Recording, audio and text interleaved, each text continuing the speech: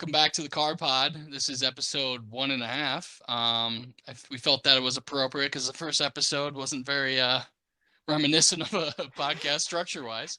So, hosts here, we got two hosts. I'm Cole, and then And Jonah, say hi. yeah, my name is Jonah. We forgot to introduce ourselves. We got so excited and we just got straight ahead on it. We were just honestly testing out how to use the podcast app we're using, and then we're just like, all right, I guess here we go. We're starting right now. And Yeah. And not to get off on a side tangent already, because we're supposed to be working on structure here, but like even our upload credentials or expertise are at an all-time low. I uploaded our first video on YouTube. 8 hours in, noticed it was on kids YouTube only. Second upload, I had that thing private for over 12 hours. But third time's the charm apparently, because I posted that one right, and we have 1,000 views on that. So I appreciate all the feedback and the views, and yeah, hopefully this one goes a little bit better. Another thing we wanted to address was the vocal quality. So hopefully you can't hear my third chin through here, but it should be better. yeah, I had my mic set up on speakerphone on top of my laptop, so the bottom of my phone was just smashed up against the laptop, and I didn't think of sound quality whatsoever. So that's probably why I sounded all weird too. Yeah, and we're cutting off. We were cutting each other off way too often too. So hopefully, we can hear each other a little bit better, and the mic quality is better for everybody. So yeah, so let's just start rolling into here what our topics are. So we kind of want to talk about why we're even doing this, and it's because this is where our passion lies. We just love cars, and we want to kind of talk about our backgrounds and maybe even how we met too, because it wasn't even that long ago from now. We're Mm-hmm. both in our mid to late 20s, so we're not that old of people here, but we do have a pretty fun and exciting story about cars. So I want to talk about that. So I started getting into cars actually because my grandfather actually had a car collection, and he was quite the storyteller. So I mean, it could have been 5 cars, it could have been 50, it depended on the day you asked him. But I sure saw a fair amount of cars. If I had to roughly guess, I mean, it was in the 20-ish, 25-ish cars, and out of those, 5 were, you know, very very exciting, very cool cars. I got a great it wasn't a normal experience. Kind of had to come down a little bit when the first time car experience came in, when we actually had to purchase our cars. So there's a little bit of a difference there, and we'll get into that. But so he actually started when he started making a little bit of money. His passion actually lied in race car driving. So he actually raced Formula Ford for a while. And I don't know how exactly he got in that. Obviously, he had to pay his way into there and stuff. But in college, he had an MGA, which is a British small compact sports car. And I think that really is what sparked it for him. I don't think he had any family members, at least from what I knew, that had any involvement with cars. I'm sure friends like Jonah and I, where you meet people that have the same passions and stuff. And there's a handful of stories we'll probably get into in further episodes about him and Oh and yeah. and and the nonsense with him. But yeah, he started out with an MGA. That turned into, I want to say, a TR3. He went Triumph. I don't know exactly what the next step was, but eventually he got himself into a TR6. Mm. Around that time, I Is that the know, one that you still have? yeah. So he actually, when he passed, I actually was gifted that vehicle. Unfortunately, the head gasket's blown on it, so it needs to be a little bit more some repair on it for sure. Yeah. But hopefully, one of these days we can get it up and running. That would just be awesome. And that's actually how I learned stick on that actual vehicle. It's up at my grandparents' cabin, so dirt roads, drifting, Oh my all kinds of God. things. My mom will be listening, so she'll love She'll, that. she'll But appreciate that. yeah, Yeah. exactly. But typical hoonigan stuff in that thing, because it That's didn't have much great. power. It sounded like a race car. That's an inline six with flat heads. I mean, it probably got like Wow. 5 miles a gallon, burned oil like a mofo, but man, just fun, just all theater with that. So that was what got him into it, and I can see why, because the experience I had driving it. but he got into Formula Ford eventually. I don't know why he didn't race Triumph, because that was a thing at that time. People are gonna hate me, but I'm gapping on the guy. Who's the dressing guy? What's his name again? The guy who makes all the dressings. The Um, dressings? yeah, he donates all. Caesar? Caesar salad? I'm just kidding. Yeah, I don't yeah, know. Caesar, dude. Yeah, no. Oh man, why can't I? Dang, dang. I wish I could remember here. Let me try to look it up real quick. But he like donates all the profits to. He doesn't bank any of the money from it. Uh, dressing, Dressing guy, race dressing, car. dressing. Watch dressing guy, race car, dude. Sick. Probably Oh gonna my pop up. god. Hopefully. Dang, dude, that's rough, dude. We're gonna get all kinds of We'll hate that I'm we'll not even figure remembering. it out. Yeah, dude. Hey, when episode 2 hopefully comes up, if we don't get canceled before then for forgetting the legend, we will address that. But anyway, he raced for Triumph at the time, and my mom and my aunt actually met him. So I don't know if he was a fairly good race car driver, from what I understand. There's a clip of him with Jay Leno just kicking the snot on him, and Jay Leno has a crap ton of experience and one Oh of the yeah. biggest car collections out there. So I think he did a decent job. I think it must have been a harder class to get into, but long story short, he got into Formula Ford, which was a Turbo 4. I think the best he ever placed was third. I wasn't around at that time. I don't know exactly the story why he stopped. Maybe it was purely financial. I don't know exactly, right? So Yeah. that started rolling into more. He was never a mechanic, never hands-on. He did a lot of just detail work and admiring his vehicles. And you don't know why when I start rolling into what he had. But I just remember growing up with my mom and dad always working. I spent a lot of time with my older brother at my grandparents' home, right? And he had a three stall garage, and that third bay was actually in this apron. So it's this weird modified, used to be a train room, I guess, apparently, when they bought it from the gentleman prior. And just weird setup, man. Just like Yeah. add on on add on on add on. So it was a train room that went into a three-season porch. So just super Wow. weird. But he would always put, because great lighting, had all his photos up, all his memorabilia up in that room. It's honestly a beautiful garage. And he would have, his, higher class vehicle at the time, and that would transition from, his Lamborghini Miura. So he had a Oh my. P400S that I got to drive. How much More of how a much the how much do Lamborghini Miras go for? Why don't we mention that real quick? man, I want to say, I mean, with the market now, who knows, man? But I mean, on a safe estimate, probably 1.2, 1.5 to upwards to 2, right? And he had like, I want to say he had like 4,000 miles on this thing, dude. It was Oh my never god. drove it. Pain in the ass kind of vehicle. It has a horizontally opposed V12. It's actually the first mid-engine vehicle. Oh But my gosh. the reason you won't ever see that ever again, I mean, you have these small commuter cars, the Volkswagens that still do the horizontally opposed things, all the way up even to the 3.2, the VR6s, but VR, right? So it's a little bit more narrow and there's more space there. So when you Hmm. got this big bulking V12, and I think it's a 4 liter, I could be wrong about that, but for that time, dude, we're talking, his was a 71, right? So this is different times, man. Like in Wow. comparison, a Ferrari of that time, which he also had, we'll get into, that was in the twos, like 2 to 2.3 liters. So almost double the displacement, right? So Jesus. the problem with that is the gearbox had to be so small to fit in there, right? And I mean, this was made Mm, by seven, not seven, liking what I'm hearing. you Not know, liking that. yeah, yeah. So, things broke all the time, whatever. But these is just 7 designers. And I think the oldest designer was like in his 30s, man, like 35, 37, somewhere around there. So, not an experienced team, you know, it probably the most inspirational car if we look at how it all went. You know what I mean? Like maybe, 30 years down the road, we'll think of some electric car that said it. Maybe it's the Type S or something, right? But Yeah. my point, or Model S, sorry.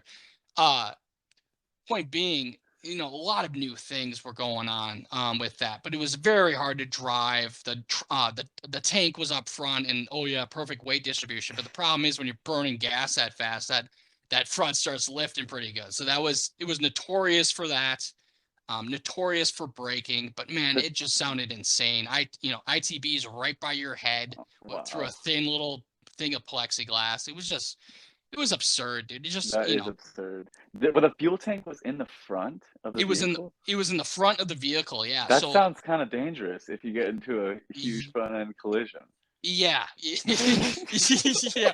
To say the least, dude. To say the least, yeah. If you probably you hit whatever the heck it would hit, you know, you hit over 100 miles an hour, that thing would start lifting just because there's no gas in Wow. it anymore, dude. So like you couldn't see, couldn't get proper traction, probably understeer. It wasn't a driver's car, right? You Yeah, know, but if you ask the casual, oh, is that a race car? Blah blah blah blah, right? But a lot of people just know how gorgeous it is. It's Bertoni who made that.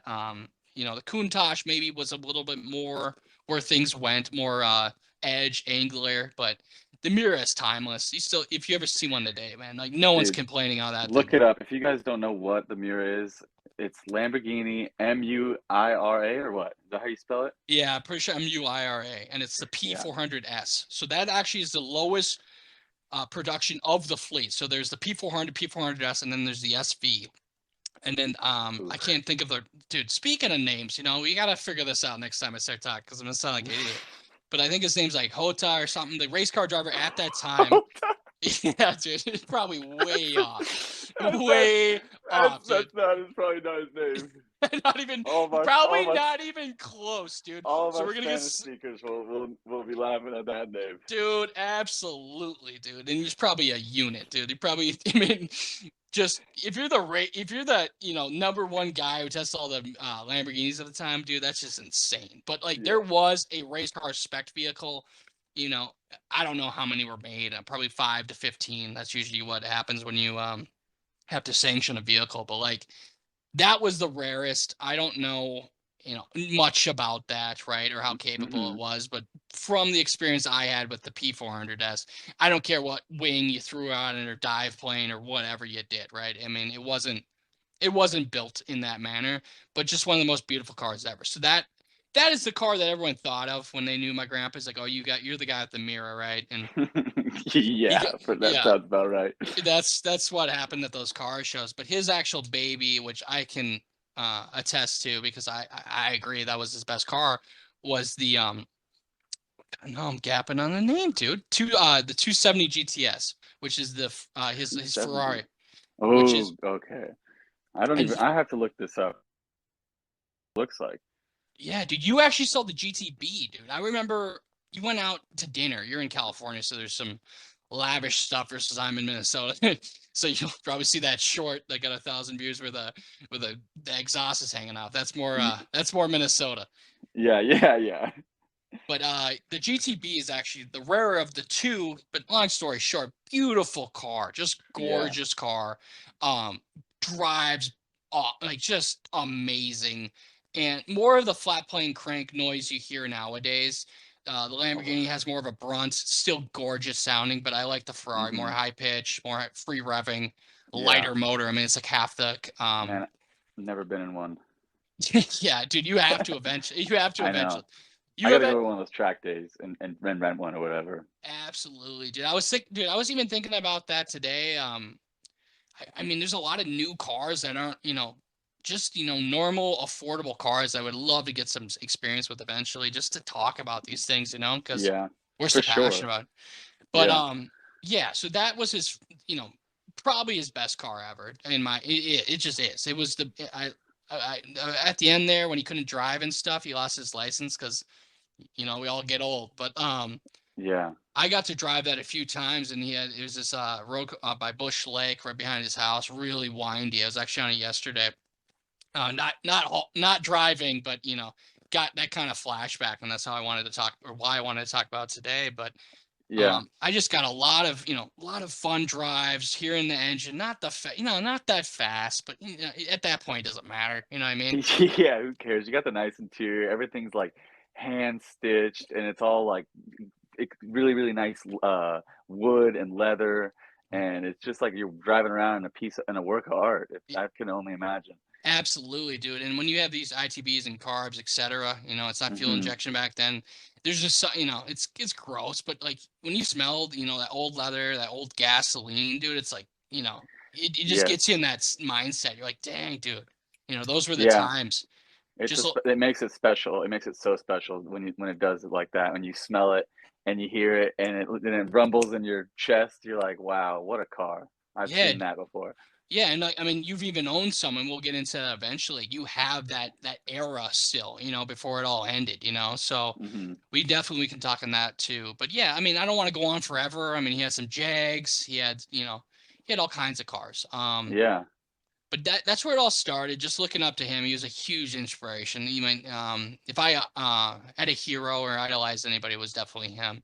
yeah. So Well, anything why he don't did you was get cool. into you should get into also which cars you daily drove as well. I mean, you got to freaking drive Lambos and Ferraris, but what's your personal cars? Let's see Yeah, your list. I'm cool with that. Yeah, let's go into what we talked about because we already Yeah, said you had some of the that type of vehicle in the sense of like era and stuff and where things were at that time. So yeah. my list, my first car was a BRZ, right? And if Oh I yeah. if I had to recommend anything for a new driver, right? I mean, on any budget. I mean, right now it's a little, it's a little sketchy, and we'll talk into what we want in the future because, like, if we all know no one's buying anything right now, not let alone cars. So, uh, but if let's say if things were normal, dude, a BRZ. I mean, mind you, I drove it in Minnesota weather, so I don't recommend that if you have four seasons. But let's say you're in California, bro. I don't think there is a better starting new car to learn on the Yeah, feel because dude, like you have to wind it, you have to feel it, everything you do. I know it's an electric rack, but dude, it's one of the best electric racks behind Porsche. I don't care what yeah. anyone says, it's Dude, just true. most people aren't gonna know. Who gives a crap, Yeah. the guys who put the electric rack in there are smarter than us. Yes, dude. It's if it works, it works, Yeah. But getting in these cars like that, those small little cars, most cars are pretty impressive nowadays. Some of them are more comfortable and others are more responsive. But yeah, I mean, time and time again, you hear about the BRZ, and I have been in them, and they're just like, and they remind me of my E30. It's like the new age E30, and it just drives like that. You got to wind the hell out of it, and you're still only going the speed limit when you're banging through the gears, and that's what's really fun about those cars. Yeah, and we're car guys, dude. I mean, we'll get into like what we got into later on, and some of that has more horsepower, dude. But we started out with mid 100 torque, maybe 200 horsepower, four cylinders, right? The M20s it was the first motor that was in your E30, right? Or no? Yeah, yeah, N20. Yeah, dude. So I mean, not thrill-seeking motors, dude. Like you had to Wait, wind did I those say things. M20? M20, M20. I'm M, thinking of the new engines are N20s. It's an M20. I'm sorry. dude, dang, dude. I thought you were the BMW guy here. I am, but there's so many of them, and there's N20, No, M26, no, no M30. excuses, bro. No There's just excuses, it's confusing. Even the BMW guys don't know what the heck's going on dude. in the I'm engine. I'm just giving you crap. But Yeah. yeah, dude. I mean, like long story short, I don't. What was your first car? Well, For keep you. going. Bang through the rest of your list, and then I'll bang through my list. Okay, but like if I had one tip, My first car. Go ahead. Go. Sorry. Go ahead. What don't was worry. It's easier not to overtalk you because I can actually hear it now. But like, Yeah. um, long story short, I mean, we're not, probably no one's listened to us yet, but hopefully we become that voice. But like, if I recommend for anything, for anybody who's getting a first vehicle, dude, like, don't chase numbers. It's silly. It just is. Hmm. You'll get there eventually. You'll have fun. Um, and I'll go through my list. Like, there are things I like better, dude, but there isn't that perfect car. Like, you're gonna miss some things, right? So Yeah. then I learned that Minnesota Winter existed. So I got a WRX 13. So that's when the wide bodies came out. Oh Uh, yeah. FJ, fun. It had a Cobb Stage 1 tune on it. My first dabble in like changing things up. I had a lot of fun, dude. A lot of fun. Uh, that thing, the glass transmission, what would you call that? I don't know what it's called. I don't know what tranny it is, but I know those are really bad Yeah, or like they're notorious for just notorious, blowing up. Yeah. notorious, dude. And it couldn't be. It's the closest. It's the most true thing ever, dude. Like It blew I up on don't you? I don't know if it's yet. Oh, dude, yes. And I will get into my next car, and I was worried about because I thought it was at that time it wasn't the smartest. I was young, so Yeah. I talked to I was scared to get another 5-speed, but it had nothing to do with that, dude. Those things were made like crap. They were made like Yeah. crap. They were crappy transmissions.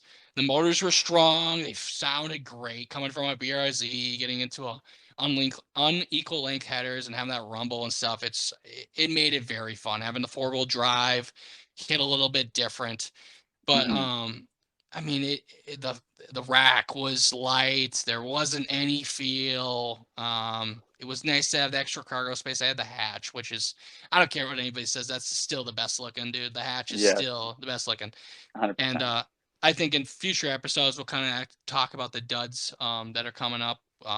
Cars that we're not impressed with, and WX is on that short list. So I still think that was the peak of what they looked like. I mean, I owned one, so I'm biased, but I really loved how those cars looked. They were very practical.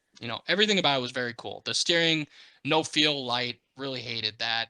Wasn't reliable, right? And I didn't learn that lesson too well. There's future cars that weren't very reliable either. But so then time passed, dude. I don't even know exactly. I mean, there's a stretch of, I got into some speeding tickets and stuff around that time for sure. So there was a decent amount of time there where I was not driving or had a vehicle, right? Yeah. Um, I don't, I mean, by the time, I went to the U of M, and by that time I was in college by the time I had my next car. So this was like, it was like senior year I got you know, unwillingly, but I had to get rid of the WRX. I mean, it was a good stretch, like 9 months, I want to say, dude. There where I think, my license got revoked. I don't think I could drive. So eventually, we all did the old finance-a-roo. So Oh yeah. I got myself caught up with the bug, dude. The rare bug. I learned it from my grandpa. Anything's rare, that therefore it's cool, right? And I don't care. Yeah. That's still true, dude. That's still true. Yeah. So the Evo 10 I've always loved. Just always loved. I would be lying if I didn't like the Evo 9 better, right? So this was my next Oh car. yeah. I got the Evo 10, but I couldn't just get the Evo 10. I had to get the final edition, right? Of course. The only problem with that is the last minute fix, right? So I don't know if people remember this. This was 15, I want to say 15. It's right when the M2 came out. They actually addressed it a little bit differently, which I prefer, right? So the issue, from what I understand, is there was a new crumple zone, um, not limitation, but it had to be expanded. So the side of your bolster had to be a certain space from the door or something along Oh, those lines, right? I remember you telling me this. That's right. Yeah. So the way that Mitsubishi does it is throw the base Lancer seats in the Evo now, so because they fit the regulation. So now I got these shit cloth seats in my Evo 10 that Oh my cost a God. good 5-8 grand more because it's the quote unquote final edition, which was cool. I mean, I think there was only 1,600 in the U.S. You couldn't tell. You'd have to go up to the badge and be like, "Oh, yeah, he's got the base seats. This is it." But as much shit as I'm talking, just I love that car, dude. It didn't It's have a the. great car. It's a like it is the most capable car at that price range, or I don't know what they run for Real now. quick, Yeah, yeah. let me tell you a story about my first time in an Evo 10. Yeah, please do. This is one of Because the first stories we talked about, dude. I think so. And it was like it felt like a video game. And I was not driving. I was sitting in the behind the pass or the behind the driver, and I could not believe how he was driving this vehicle. And we have this street, and it's called Lake in down in Huntington Beach, and there's like a almost a horseshoe type corner. So you take a right, you take a hard right again, and then it's a huge left. That's a almost it almost looks like you're doing it's like the shape of a jellyfish if you're looking at it from up above, so it kind of swings around, and boy did he swing this car around that. And we went around this left hand turn completely 90 degrees, like he was sideways the whole way. And it's not a big street, but I couldn't, and he was just barely driving the thing. It looked like I couldn't believe how that car handled. Yes, dude. I mean, I know we have like torque vectoring and stuff like that now, but at that time, dude, that all-wheel drive setup was so sophisticated and so. I mean, I know people probably hate to say this, but it was like the affordable GTR of the time, dude. Dude, It yeah, I was never drove one, and they're underrated, and then you see people putting power onto them, and then they're freaking doing 1,000 horsepower pull. It's like 9-second cars. It's pretty insane. yeah, and the 4G63, mind you, I'm trying to remember all the names. So the 4G63 is like, that was in the Eclipse, the Evo 8, the Evo Hmm. 9. I mean, it's still to this day a fantastic motor. It's Mitsubishi's K motor, pretty much. Yeah, And I think that was hard for people to be like, oh, it doesn't come with this now, right? So it went to the 4B11, I think is what it's called. yeah. And it took a long time, dude. It took a long time for people to dabble in that, right? But Hmm. that wasn't none of that was the issue, dude. It was none of that was I mean, everyone made it about that at the time. I remember that being a thing, like, oh, the 4G 4 or 4B11 or whatever, right? And I'm like, Hmm. no, dude, it's a good motor. It's strong, whatever. Where I do agree with that. This is the only thing I didn't like about that car because it didn't give me any issues, dude. The only issues I had is it came with a different spec wheel and setup. It had Bilstein shocks and dampers, but it was I don't know exactly at the time, dude. I mean, if I was more knowledgeable, maybe I would have figured it out. But like, dude, it was Hmm. a bitch to get anything that was affordable tire wise on that car. I mean, I had these Eagle something or others on there, dude, and there was like $1,600, and they wore Oh out. my- They wore out after 10,000 miles. It was like it was ridiculous, and at whatever I was, 20 years old at the time, I couldn't yeah, afford that, right? So that was one issue. But everything else, I mean, it was a brand new car, mind you, but it was a sweetheart, dude. There was nothing wrong with it. But the um the thing I did miss coming from that WRX is it didn't have that theater, so it didn't have the noise. It didn't have you didn't feel the rumble. You didn't feel the road really even. hmm. It felt kind of like an RC car, dude. It just felt like go, go, go, go. You couldn't go slow in it. It was hard to shift smoothly. It was like like It, everywhere you go. It's like when you push sport mode in an eco car. Like, you know what I mean? yeah, yeah, yeah, yeah. And that was fun. I love that. But the steering was better than the WRX, but it wasn't the same as the BRZ. So it was like it wasn't perfect, right? And nothing's Yeah, perfect, but that's what I remember. I remember loving it, but I'm like, I can't hear anything. Uh, I can't really feel anything that's that, spectacular, right? And when I went to the Evo 10, I'm like, dude, okay, I have the best. I was thinking like, okay, I have the better WRX. I have like the better version that everyone talks about. I have, I should have the fun of the BRZ, feeling and dartiness, which I had, just missing the feel. It was like just as precise as a BRZ in my opinion, if not more so. Far yeah. more capable because of the drive system. Hmm. And I know Matt Farah talks really highly of it. I just didn't. It wasn't that fun to like. I don't know. I'm like big in the steering feel, and like we can get into that about BMW, and I loved. That's why I love BMW so much. Is that's like their number one thing that differentiates it from others. I mean, there's a lots, but for me, I get into even an X5. I'm like, wow, the steering is just amazing, dude. I'm going Yes, 30. I'm dude. going 30, but I don't care. This Hmm. wheel, this Lego grip wheel, Lego hand grip wheel. I don't care, dude. This is sick. I'm going Yeah, 30. This is amazing. But we'll get into that. So after the Evo, this is where the tires come up. So I kind of addressed it, but I couldn't afford the tires. So we got rid of it, right? I'm like, oh, well, we're yeah, gonna get rid of this. And I know at the time we went to UTI, there's a guy named Hector Solomon. I was talking about maybe getting a truck. I was thinking, it's later on, we'll get in the story about modern day. I did go down this road in a different manner, but I was thinking that I'd want more of like a beater truck for the winter and then go back to more of like a BRZ vibe, right? Because yeah. it's super hard to get the best of both worlds. I started realizing this around that time, right? Yes. Um, so my grandpa, I don't know, like this is my grandpa in a nutshell. So his winter car at the time was an XK8. I want to say it was a 98, but Who makes that? I don't even know Jag, what that is. Oh, the Jag, Jaguar yeah. XK. Okay, okay. I was So like, if what you the heck guys is know that? what the F type is, right? Yeah, That filled that segment. I know like the XKR and stuff, they were hand in hand at that time, but that was their GT car of that time. You know what I mean? They didn't yeah, it wasn't very successful, and I think the type name would have helped it at that time. You know what I mean? But yeah, yeah. I really had a great time. It was very luxury though. I'd never driven an F-Type, so I don't really know how that is. But the Xcade, I loved it.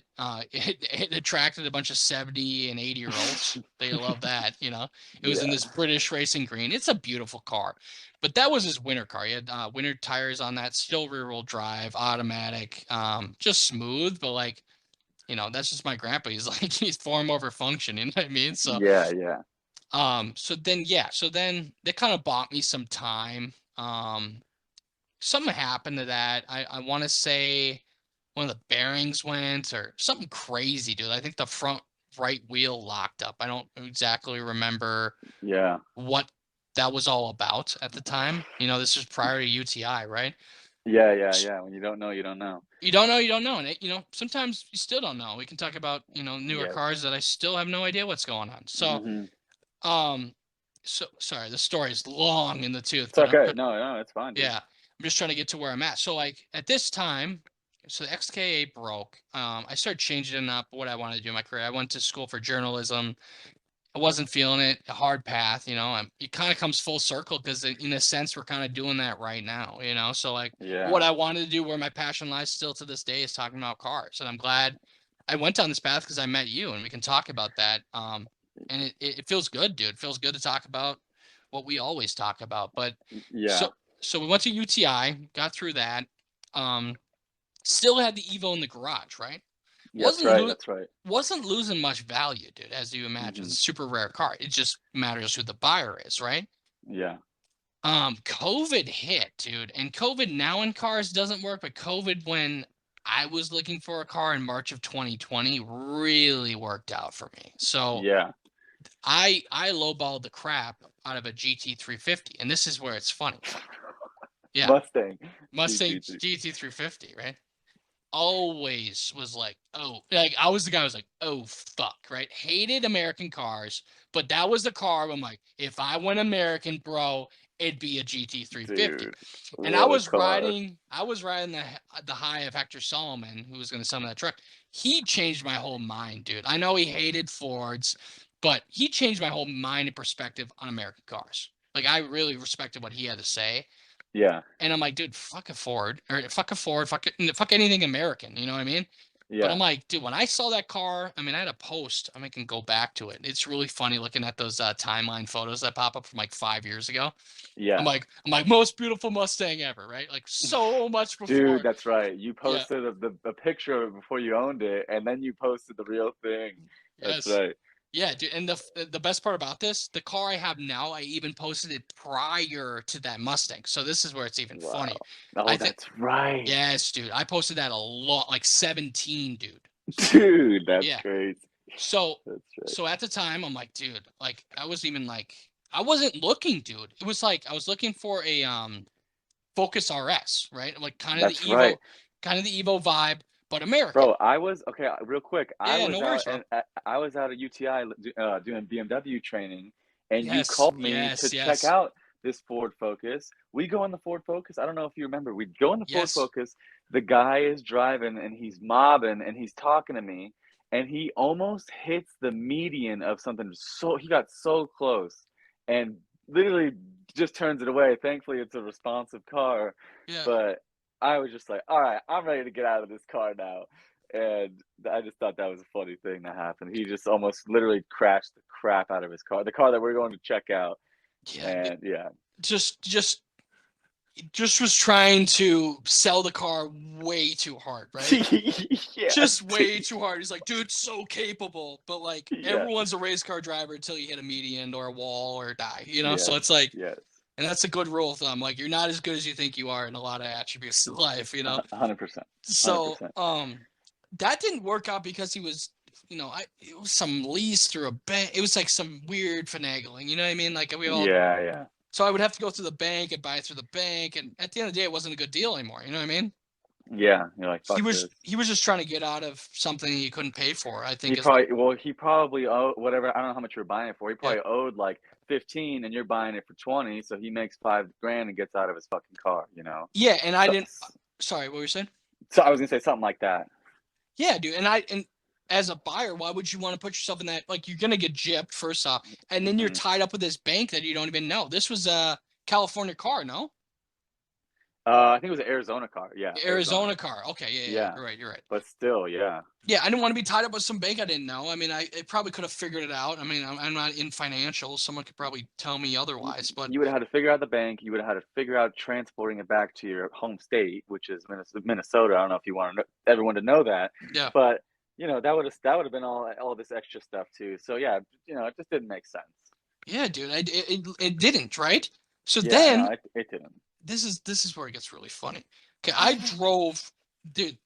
This is how much out of the loop I was, right? I was thinking, oh, American Evo, like that's literally where it ended. I mean, everyone knows how weird how light your choices get when you start narrowing your focus. You know what I mean? Like if you don't go in like Yeah. I don't care what I have, let's go look at options, dude. So Hmm. many there's cars on top of cars on top of cars. Yes, it's overwhelming. Yes, overwhelming. But if you're like, no, I don't want this, and I for sure want this, and I want this, right? You know what you want, right? Now Yep. you have two or three cars, maybe, dude.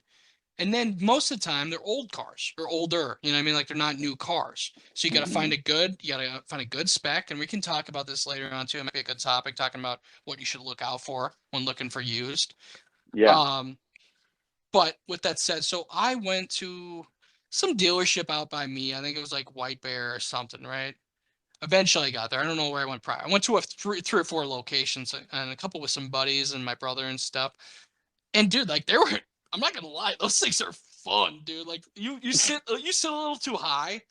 Those seats, those Recaros are very comfortable, but you sit a little too high. I don't know if you got where you were sitting approximately, if you can even remember, but they slam these ginormous seats in there. So you're like, I'm only 5'9", dude. I'm In the touching. Focus RS, is Yeah, that what you're yeah, talking about? yeah, yeah, yeah. Yeah, yeah, yeah. Oh yeah. I know there were these really nice seats, but yeah, you feel like you're close to the headliner and it's like it's a small car. It's not a very spacious car. And you're sitting on top of it. You know what I mean? Like no one wants to be in a Hmm. car where like if you're a car guy, you don't get what I mean. But like you're sitting on top of it in it. You know what I'm saying? Yeah. Yeah, like in the Beamers, I like to sit low and you're planted. You're in the pocket, instead of being like sitting on a freaking I don't even know, like a tractor, Like you don't want to feel like that. Yeah, dude. And like I do the Chris Harris. I push that thing all the way down. You know what I mean? 100% In any every car, time. I don't care. Every car. Yes, dude. So sorry. This one was beat up. They were trying to sell me some crap. Like when you go in late and no one's there, and there's no salesman. It's like Oh it's like God. some porter or something. Yeah. They got the janitor helping you out. Yeah, no, seriously. Like, yeah, I guess this is here. Here's the keys. I'm like, oh, okay. So, I hit it pretty hard. You know what I mean? Like, I wanted to know that this car was in good shape and how it felt and get a real feel. I'm not going to buy a car. I only drive 210s. You know what I mean? Yes, And yes. then figure out what it's capable of after the car's bought. So, 100%. so yeah, I mean, I sense it pretty freaking hard, dude. And that thing is crazy capable. Like, really capable. Um, I'm not the best driver, so you can maybe blame me, but like and I swear to this day, dude, I should ask my friend because it's so many things have happened in these last 2 years. It's kind of crazy, dude. Like how much things for everybody, what's happened. It's hard to recollect something that happened in 20. But I just remember the shifts being just so hard, dude. Like it was like, what's that mode we were talking about? How you can change the Oh yeah, velocity? I honestly, I still don't even know. It's like I don't know if it's shifting dampening or shifting. Yes, I think it's dampening because you're dampening. like Yes. it's some and I might be wrong, but yeah, you literally increase like the I guess the dampening. I don't know what the word is, Well, but and I would it's more imagine, aggressive and yeah, more comfortable. yeah, and like a BMW, right? With that setting, they have a ZF, so that uses mainline pressure, right? That has a what am I looking? What's the word I'm looking for? I don't know. I can't even think of words either. Yeah, so like, sorry, yeah, we're not the most professional, but like the mainline No, pressure for doesn't sure. it doesn't matter. It doesn't matter for sure, but the mainline pressure is definitely increased. With the manual, you don't really have that, dude. So Okay, yeah. I don't know what the deal was and if it was just spec to be like that because the Evo wasn't smooth either, dude. Like some of those rally inspired cars have little to no dampening, dude. Like you can Hmm. literally feel everything, and not in like a good like what Porsche everyone says about Porsche. like in a way where it's like it's clunky. You know what I mean? Yeah, yeah. It's very I don't know the word either, like almost not responsive, but you are in tune with the road. Like you feel every bump, you feel the tires, you can hear the engine, you hear the, the creaks, and especially on some of the older Porsches, even the newer Porsches, some of the newer ones, I mean, I think that people just like that and they want that when they have their Porsches because better for the track, I guess. Yeah, and I hate to say it, like the people that can afford it are older. They don't want something that's hard to drive, but they want to have the feel and the enthusiast nature of those vehicles. And like I think they're good for that. We can get it. That's a whole nother topic. I just want to stay Yeah. on point, but like people know what I mean if they've driven something like that.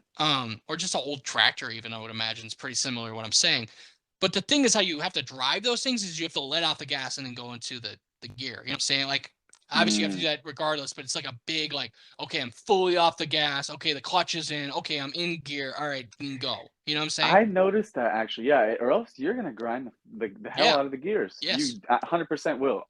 I actually kind of didn't even really think about that, but yes, especially even on some of the Subarus, and maybe it's because of the boxer motor. I don't know, I don't. but if Yeah, I don't. I I have don't no know idea. either. I have I no don't know, idea, but but I have noticed that. yeah, those rally and I thought it was like a Japanese thing or what, but like it's all those rally inspired cars. They don't have. It's not. You got to work for it. You know what I mean? You're gonna grind it Yeah. up. You're gonna. People are gonna be like, dude, have you driven stick before? Because you're launching everyone in the car. You know what I mean? Yeah. And they don't get it because they're coming from BMWs and stuff. You know what I mean? Like they are very smooth cars, and you can Hmm. talk to that. Um, sorry, were you saying something? No, no, no. Well, I'll go ahead and say, but I've heard too with the Porsches, like you have to really learn how to drive the car. It's not like some of these other cars you hop in it and anyone can drive it. But the Porsche, you really have to like practice and like really go out and get out and drive that thing and see what it likes to do and how it likes to react to things because it's not a normal car. And I'm gonna sound like an idiot, but like the PDKs, like those are autos. Hmm. You The would be transmission. yes, the dual clutch transmission. You Yeah. would Oh, it's be dual clutch.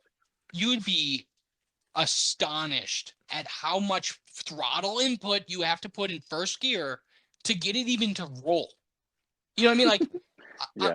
I get it's different for BMW now. They have creep because they have ZFs and stuff. I don't know what you do. You have any experience with the is it DSG? What are they called? The new The ones. sorry, the old dual clutches that were in like the Uh, F80 and stuff, and they The started on DC, the they call it, E46. it's a DCT. Just I don't know if they have what the name of it is, but it's a DCT dual clutch transmission, and it's kind of the same. Like you have to kind of feather that throttle to get it going, or you got to put in a significant amount because basically the transmission is a manual transmission, has the manual transmission insides, but only two pedals. Yeah, So I thought that that's pretty cool. But yeah, they are a little weird to get used to. yeah. No, I mean, I was like, okay, like it should creep on its own, right? And then it Hmm. doesn't, and then Yeah. you're like, okay, give it a little gas, so don't like throw this 200K car through a wall, and then you're like, whoa, like, am I not in gear? Like I'm like, am I in neutral? Yeah, Like you're just and then it starts going. Like, what the hell? But this that's is why weird. it's even weirder. Because have you ever driven like a modern day Audi? Yes, maybe not 2020, but I've driven about 2018s and so or 2017s, you know. All auto or any of them manual? Never a new manual auto. I've driven an old like I think it's the B5 S4 or something like that or Yeah, S5. I don't know what's the B it is, but I've driven that old one. yeah. Like I drove a B9. I want to say. I think it's be the newest one, but one of the newer ones, right? Hmm. And point being, dude, you push the clutch in and you start creeping in a manual. Like it's like the easiest car to go. You don't even have to push the gas, right? Yeah. And that's just like it's just such a. I know they're not the same price range, blah blah blah, but it's just so weird. They're both German sports car esque things, and just how different it can even be, even from manual and auto. You'd be like, oh, autos are easier to drive, less thought, like it would creep, and then you got a manual Audi that literally creeps. You put the clutch in, Yeah. and I've never driven. I've seen a few Carrera GTS. I've heard if you put the gas, which is a Porsche, if you push the gas in those, dude, you're burning out the clutch. Like you fry the clutch. You only can creep with Hmm. the clutch in that thing. You can't push any gas. So it's Some like, of those cars are like that, dude, and yeah, maybe it is those boxer motors because I've had that, especially on the Subarus. especially on the naturally aspirated ones, the ones that are non-turboed. Yeah, If yeah. you give it any gas, like I've experienced on the Forester, my Impreza, you don't give it any gas. You just let the clutch out. Maybe that is something on boxer motors. We should look into that. Yes. But yeah, you literally have to. And my brother was driving his Forester around manual, and was just like, "Man, it's so rough," and he was trying to give it more gas, and I'm like, "Dude, stop giving it so much gas. Yes. Give it no gas." Yeah. And he's like, "Oh," and then he was like, "Wow, this actually drives much better now." Yeah, And I'm dude. like, "Yeah, It's just once you get the clutch all the way out, then you start giving gas." and I don't know. Like we should dive in some like a deep dive on this maybe like as a separate video or something. But like I can't even imagine how that'd be if going from a BMW into like a Yeah, rally inspired dude. It's like night and day. Because like people, yeah, I'm not the best driver. I'm not trying to pat myself on the back, but I'm like not a bad manual driver. And people be looking at me like, dude, have you ever driven stick before? Like, because it's just so. Because you're literally letting off the gas, putting the clutch in, and then pushing it like in like 3 different separate steps with delay. Otherwise, you're yeah. gonna go and start grinding Hmm. shit. You know, it's like I don't know. In different price ranges, different mentalities. I get all that, but like, I don't even know where I was at. Talk about structure. I thought that was our that's my point here. But I think we're okay. Yeah, yeah, yeah. I know where I'm at. So we went to.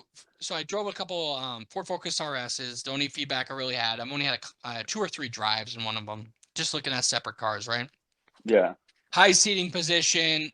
Everything else, though, dude, I mean, it's got a really rough interior. I mean, it's an economy car at the end of the day, but um, funny for me to say, but the Evo, I mean, it literally was an econ. You know what I mean? So it wasn't really something now looking back, I know it was a moot like a sour point, but like back then I didn't care. I was coming from another car that was exactly like that. You know what I mean? Hmm. Yeah. So, I mean, the only real thing I was like, dang, dude, like, I know there's adapters to lower the seat and maybe I could put different buckets in it, yada, yada, yada. I really like this car. And I'm like, but just this one's not it. I think something's up because, the transmission thing we got into for whatever it was, 10 minutes. Hmm. And so I went over the White Bear. They had lines and lines and lines and lines and lines of these things, right? And I'm like, all right, well, if I'm going to find one, I'm going to find one here. There's like 12 of them, right? I learned why no one has them, dude. Do you know why that people don't buy Focus RSs? Why? I don't know that. I don't know. So that 2.3, it's a 4-cylinder, right? Is the same engine that's in those EcoBoost Mustangs, right? Oh gosh. Yeah, and they're notorious for heat soak, which is a separate issue. I don't know if that's the case for the Focus RS, right? But that can be What's heat resolved. soak? It's when basically there's not adequate cooling, so you Oh can't. gosh. It gets throttled at some point. You got to decrease pressure. You're not making the same power. It's not too dissimilar to when uh like we got into this last topic about the Model S. It's like you can have a couple hard launches at 2 seconds, but then that fifth Yeah. one's like 4 seconds, and you know what I mean. You Okay. start Gotcha. Yeah. throttling. Heat starts becoming an issue, right? And Yes. I know top mounted stuff is really a huge issue. Like the STIs, for instance, they have the top mounted radiator or Yeah. intercooler. Sorry. Intercooler. Yeah. So that just gets heat soaked to death. But and I might be wrong about this. I'm trying to remember. No, let me try to. No, the issue with the EcoBoost, the reason it has heat soak is it has too small of a cooler. I remember we learned about it in UTI. Mm. It's like tiny. It looks like an oil cooler, just a Oh tiny little gosh. intercooler. But point being, that was the only issue that thing had, right? You go to Focus RS, all that's beefed up, so I don't think that's an issue with that, right? Yeah. But Ford tried to shave. What would be the word for it? Try to probably save a buck or two, right? So they put the head gasket of the Ford into the Ford the RS, right? Oh no. Way more power output, way more torque, way more boost. Every single head blew on. If you look up a Ford Focus RS, every single one had a recall for this issue. Oh my Yeah. gosh. I'm gapping on the name, but you know the multi-layer metal gaskets? I can't think of the name of them. Do you Yeah, know? I know what you're talking about, but I don't know what they're called. Yeah, they had to put those in all of them. I'm pretty dang sure because they they Wow. they couldn't address it. So, from what I understand now, it's like they're fine, blah blah blah. But like you're buying a recalled car. No one wants to do that, right? And Yeah. that's what's funny about this whole thing, right? So I'm like, oh, dude, that sucks. And I'm like, all right, well, if I'm here, can I at least get a drive in the GT350? because there's two there, right? And this is March, so it's kind of rough out. I couldn't really. I was scared shitless of it. First off, right? I've never driven a flat plane crank, and that's what I really. Or not true. I drove a Ferrari and a Lambo, but like not the same ballpark, and not your car, So this is Yeah. a little bit different. Um, so I'm like, can I get a ride in them? He's like, yeah, sure. So I drove. I'm like, bro. And then I get swindled. Right? Oh well, it's only gonna be I don't remember what it was, like 5-7K more. I'm like, well, bro, if you make it, I don't remember exactly what it was. Like, if you make it 40 even, and people are gonna hear that because you're gonna look at the prices now, dude. And at the time, I think it was one of the cheapest 350s out there. Yeah, Period. you told me, and it didn't make sense. And this was pre-pandemic, Yeah, and when no one gave a crap about cars, pre chips shortage, like it yeah, was ridiculous. yeah. No silicon shortage, nothing. But the thing is, the guy wanted to sell because he knew he'd be out of work for a couple months. So this is when lockdown started happening, right? Um, just, dude, nothing really bad to say about it besides, and we can get into this. I'm really worried about the C8 Z06 because it's American flatline crank, dude. That thing always was in the shop, dude. Always in the shop. And Yeah, I don't think American cars have had enough experience with those harmonics. God, people are gonna hate me again, dude. I don't know what the name calling is. Like I always feel like, oh yeah, this guy, and then I forget. Who's the guy that has like the Barra swapped 350? You know what I'm talking about? I have Is no idea. Nope. he's a huge YouTuber. Let me look it up real quick. Sorry. Um, Adam LZ. You ever heard of the guy? Oh, maybe I have heard of him actually. So he had a harmonic issue too, where the seal for the oil filter wouldn't seal right because the harmonics were so high because that thing revved to 8.2, I think, 8,250, somewhere around that RPMs, right? And a Yeah, Coyote is like 7.2, I want to say. I mean only 1,000 more RPMs, but dude, it just I don't think it was built or made. Like they didn't have any of these things worked out, right? And yeah, they had a sec like just to tell you, right? They had to do a second version of this Voodoo engine with the 5.2 flat crank. It was out from I think a couple people got it late 15, but it was a 16 car. They got rid of it in 20. So this was out for 4 or 5 years at most, and they had two revisions of the motor. You know what I mean? So yeah, I'm not saying it's unheard of. We can talk about the Toyota Supra, but that's for separate reasons. I think it's to be the more competitive, maybe make it cheaper. This was just trying to resolve all the issues. Like people were driving these off the lot broken, dude. Like with 500 miles, engine blows. So no one wants to be in a car like that. And thank God I had a bumper to bumper warranty. So I had like an engine swap, I had a transmission swapped. I had all. Oh my They never God. in the time I owned it. I only owned it for a year. uh the the stability control. I can't remember what it was called. It was like the advanced track, I want to say. Dude, I had warnings like every other day. I will never. You're Damn. gonna disagree with me because I bet BMW has great Magna Ride suspension because I know Cadillac and some of the higher end Corvettes have this. I will never buy it again, dude. Like that and electric rack is the death, dude. Like that that Yeah, was that was the breaking point in me. I'm like, I don't care if all this crap is covered because it's bumper to bumper warranty. I'm not paying for it. It sucked not being able to drive the car because when it was working right, bro, I've even my new car doesn't hold a candle to it for just raw thrills, dude. yeah. And I straight piped it. I was the most obnoxious person. I don't care, dude. It was so fucking fun. It was so fun. But I'm just trying to get into what I was trying to say again. I always forgot. Um, so yeah, the breaking point, right? So like not having the car, yes, sucks, dude. Not paying for it, good, right? I could deal with that at the time. Like this is just so fun. If I have to get it fixed once in a while, I'm not paying for it. That's fine, right? Yeah, The breaking point was when the advanced track it started just doing bugging out once in a while. I just have to restart the car.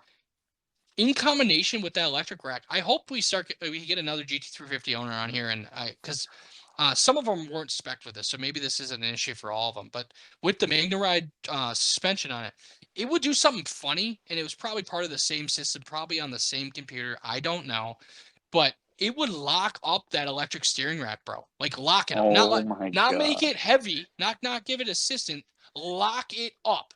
So you'd be on the highway and the wheel would lock. And you better hope to God it's going straight, because otherwise you're Oh going into my a wall, dude. god.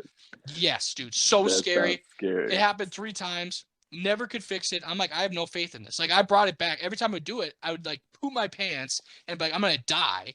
Yeah. And I'm like, you guys got to fix this. And they'd be like, oh, no, it's fine. You know what they did? They just like reset the computer every time. They didn't actually Yeah. address anything. So that was the breaking Fuck. point, dude. And I knew my time was very limited. I mean, you probably saw the writing on the wall. Like a lot of people, you don't have to be smart to figure it out. But Yeah. you knew pricing for vehicles was going to get really, really, really high, right? Oh yeah. And I knew what I wanted. Like I knew what I want. Because we'll get into our dream cars hopefully eventually after you talk about you think my list is long, what I mean? So Yeah. we got a lot to talk about. So which is fine. I hope everyone wants to listen through all this. But so the 350, I God, dude, I was so pressured to sell it and I had such limited time. I was so scared of not being able to afford another car. I think I brought it into like I don't even remember the dealer. But I mean, I lost money on it. Even at 40, I think I still lost money. I think I sold it for like 32, 35, right? Not Fuck. terrible. Not terrible. I got a No, year not out of it. terrible. One of Yeah. the most fun car at the time, if not some attributes are still one of my favorite cars of all time I've ever owned. Yeah. Um, but I put that in. I used that as a base, a down Down payment. payment. Yeah. Sorry, I couldn't think of the word. To finance a ZL11 LE, right?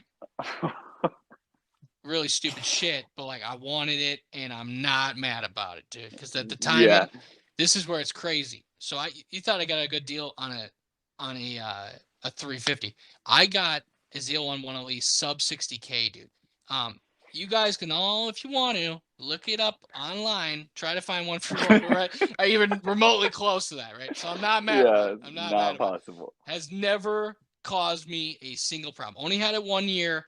Wow. Don't have the balls or the capability to drive anywhere near 710s, dude. One of the scariest. I don't care what we got to do, dude. We got to meet up.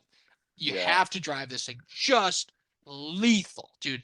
Even Yeah. the SS1LE is such a capable car. I'm not even talented enough to drive that anywhere near 710s, probably. You know what I mean? Yeah. Like, gee, I drove my buddy's Camaro SS, and then I drove his dad's Z06, the C7. yeah, And I mean, so that has the Z01 1LE, your motor in just the Camaro body. yeah, And I mean, driving that Corvette was insane. I was terrified to drive it. I didn't even drive it 25%, And my yeah, buddy was like, "You can step on it," and I was like, "No, I'm not stepping on the fucking gas. I'm already going fucking 65 miles an hour." yeah. Like, and then I could only imagine what it feels like in the Camaro body, because the Camaro SS, it felt like such a solid car, like it was a tank. I loved being in that thing. So Yeah. I can only imagine that with that supercharged. What is the LT4 motor? LT4, correct. Yeah, so 6.2 supercharged, 650 horsepower, 650 torque, right? It's just Yeah, way too much, dude. Because I was coming ridiculous. from, I want to say like 526 with like 430 torque. I want to say in the GT. It was a big jump from the GT350, right? Just Hmm. totally different though. Like you rev the snot out of the 350 to get the power. The LT4, you get max torque. I think at like if you're in sixth gear at 60 miles an hour, right? So I'm guessing around like 3,000 RPM. You're getting max torque, dude. Like this thing in the What? ZL11LE, dude, you have super obnoxiously short gears in that thing. Like super Oh, short. okay. Yeah. And it shows the aero, the shorter gears, I'm assuming help. But dude, like it's night and day. Like you guys can see the Nürburgring times, like the Nürburgring time for the ZL11LE is faster than the ZR1 C7 Corvette. Yeah. Watching It's the Nürburgring video is insane too. yeah. It is like, you cannot believe how fast this guy's going. It's scary and it's stressful. You get anxious watching it. At least I do. Yes, dude. And I'm like, thank God I'm not that good at driving. Like that's what I'm thinking, dude. You know what I mean? Yeah. Wow, my car's really scary if I was good at driving. You know what I mean? So it's Yeah. like, but yeah, I mean, we'll get into way more stories. I still have it. I'm gonna get some work done to it. Hopefully, get a video of it because it's gonna look lethal. Yeah, It's gonna definitely. look like Batman's car, dude. So the old Batmobile, which is, everyone's favorite superhero, and if not, you're wrong, dude. So anyway, so the beater, or the winter car, in other words, I want to hear about your beater too, because you've had issues with it. Oh Your yeah. Yukon. But I have a F-250 when my grandpa passed. That was his workhorse. That was his truck. That's become mine, and dude, just Yeah. so like tons of issues with the thing, but I just love it, dude. I hit some black ice. I made a post about it, but I hit black ice like 4 days ago, dude. Hit the actual side of a bridge. 360 to hit the front and the back. I bring it in the shop. I'm scared. The thing's still driving straight. I'm like, I don't want to pay for a tow. Oh yeah, you're gonna have to replace the exhaust and the tie rod. I looked at him. I'm like, That's it. what, dude? I'm like, I just almost died. Like, what are you talking about? Just built different, dude. If I would have hit a car, it would have been in smithereens. I would have killed a whole Yeah. family, dude. It was just, Oh gosh. but yeah, I mean, that is the strongest suit. I don't know what the deal is with the tanks, dude. I gotta have the tanks full at all times. And from what I understand, the front tank, which I think it's like the reserve tank, uh, causes vacuum, so then it uses the main tank to feed it. I don't know.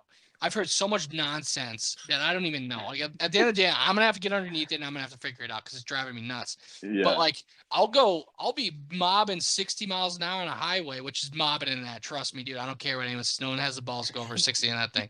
The doors are falling off of it. But the if I go like 10 miles an hour, dude, and like do a very sharp turn, it kills.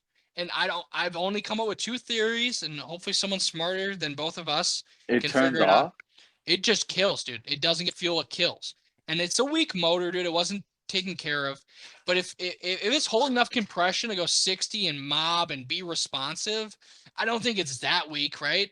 So I think it has to be fuel related, right? Or the resting throttle plate position, like the idle position, right? I think is uh too Lean or acute. something. You know what I Yeah, mean? I Like don't I think know. it's too shut. That's all I can Yeah. think because it's always when I slow down and turn, right? Or Yeah. a line's being pinched when I do that sharp turn on the left or right. You know what I mean? Yeah. I've asked about both. They don't know. I mean, and I go to a reputable shop. I really trust them. They're great guys. They purely work on old trucks. I don't know. If I ever I figure have it to. out, I'll make a video about it. But like those are my two Yeah. theories because it's always a sharp left, a sharp right when you're going real slow. So it's either not getting enough Hmm. air because I think the fuel is working. I think the engine's strong enough because it's if you hit it down and punch it down, it goes. You know what I mean? I mean Yeah. that's not the whole picture always, but usually that stuff is when you start seeing the issues. So if I'm not getting ample amount of gas, I don't think it would be at idle. I think it would be at wide open throttle. You know what I mean? Yeah. But you never know. I definitely need to spend some time under it. But yeah, that is my most recent list right now is I got an F-250 for the workhorse during the winter, or probably even into the spring. It probably have some ice and snow still at that point in Minnesota.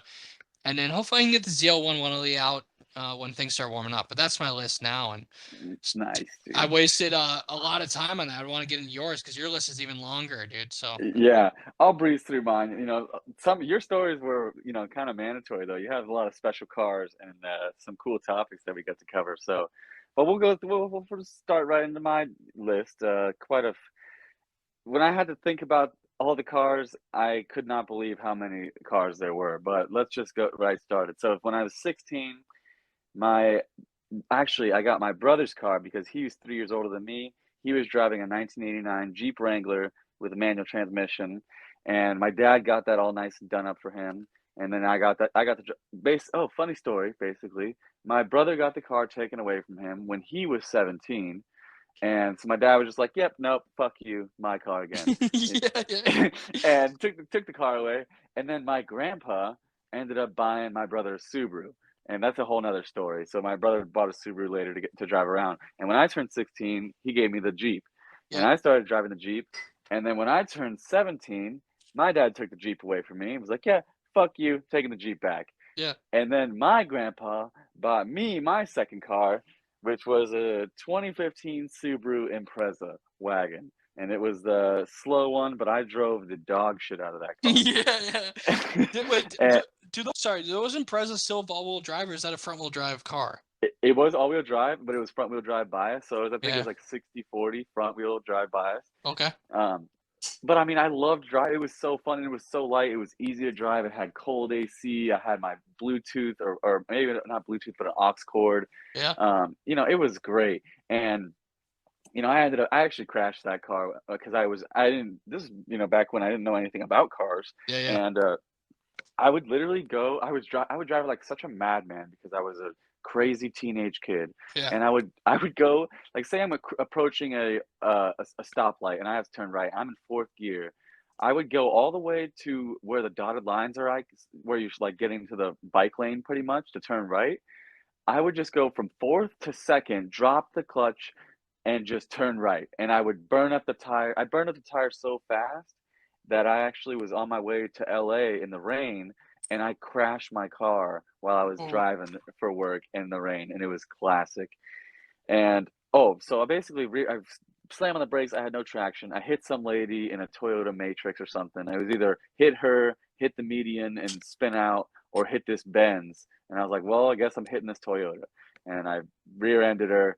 She spun around. We were facing each other, and then I landed on the median. My car was sideways on the median, and Oh my. then her car was undrivable. I basically just backed off the median when the cops got there Yeah. and drove my car home after that. So yeah, shout out to Subaru. That was cool. Do you remember what Uh, color the Matrix was?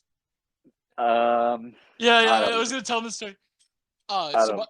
sorry, I Go didn't ahead. mean to cut you off, but my girlfriend used to have a red Matrix, and she called it the tum tum, like the tomato. So when I heard Matrix, I couldn't help myself. But yeah, sorry, keep going. That's funny. It might have been red, dude. It was one of those colors, red or blue, something like that. Yeah, something noxious. Yeah, but basically, I drove that for a while. I don't really remember what happened to it, but I started driving around. My dad had this 2005 BMW 745 Li. That Is chassis code's like the E65. What were you gonna say? Sorry, is that the first BMW you ever drove? That was I mean, I drove in BMWs. My dad had several Oh, BMWs okay, growing up. He had an okay. E30. He had a 5 Series. Um, but this was the first BMW that I was able to drive. Yeah, so I drove that around for a while. Time passed, and then I ended up getting I this was a so every car up to that was given to me. Like, I didn't have any money. I was freaking 16, 17. Yeah. Basically, when I turned 18 or 19, I bought my first car, which was a 1985 BMW 325i, which is the E30. And Woo! yeah, Sure. that was before the hype. Yeah. I bought that for You 19. started the trend actually. Yeah, I actually was the first guy ever to get a BMW or E30. Okay, so I'm cool. No, I'm just kidding. Yeah, dude. But before Travis Scott posted on it and made it freaking all crazy or whatever, Oh my gosh, that's before a he made story the within itself, dude. 100%. So I got that for like 2 grand, and it had no brakes. I drove it around for a while with no brakes, dude. I remember Oh I my. remember parallel parking one time and backing into the spot and pressing the brakes to the floor and just slamming into the car behind me. Did I ever see this car? This wasn't the silver one, right? Um, this one was Delphin Gray, and It might be it the. was a Is that the one with the subframe all cut out? no, no, no. So that was another one Oh, which okay, we'll okay. get Sorry, into. sorry, But sorry, sorry, sorry. this one was no, no, no, no worries. Which this one was before I met you. I'll have Yeah. to send you a picture, or maybe we can put when we figure out how to post pictures on our videos. We'll Yes. have to show everyone our cars, Yeah, yeah. But this one was sick, dude. It was dark. It was like a dark gray. I put limo tint all around. You could barely see out of it at night, and it was gray with black OZ wheels. That thing was badass. Shoosh. It Yes. never. Once I fixed the brakes, it never left me hanging. I always got to drive the snot out of it. I rallied it, doing donut like kind of how you had in the TR4, I think it was, where you're just feeding the dog crap out of it, Yeah. doing donuts and wherever. And I ended up giving that to my little brother. Um, I bought some Harley Sportster that I rode around for a little bit for really cheap. Um, but eventually I wanted to get into a new let me explain how I got into the new car. So my sweet grandma, she saved up a college fund for me for, college. But since I'm not a smart smart student or whatever, and I didn't freaking care about school, I Yeah. decided, yeah, I want to use that college money to buy a car. And I bought. It makes sense to me, dude. Hey, Makes sense. it It makes makes sense to sense to me. me, dude. So I take that college money, and I invest all this college money into a 2015 Dodge Challenger RT with a manual Sheesh. transmission. Yes, dude.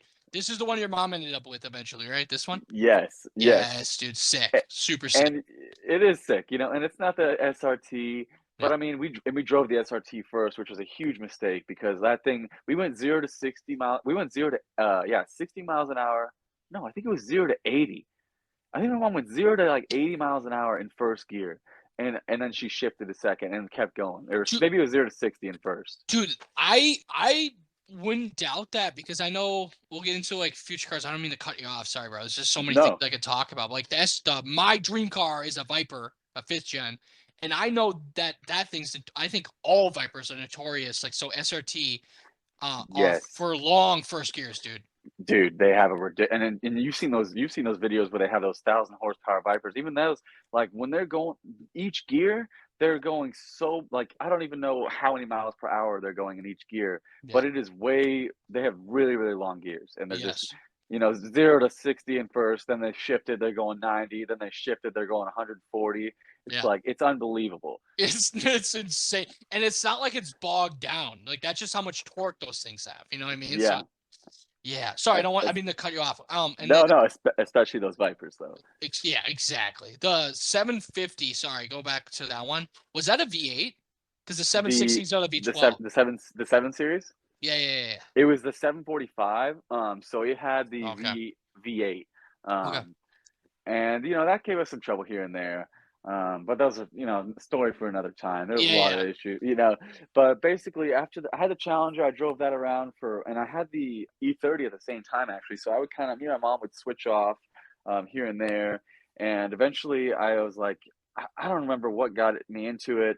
Um, but I wanted to get into another bike or get on another bike. So Oh, I here's the actually story. just yeah, I think I just cruised into the dealership, the Harley Davidson dealership, Yeah. and literally was just looking. And Yeah. I cruise around, and right in the very front of the store was the bike I actually ended up leaving with.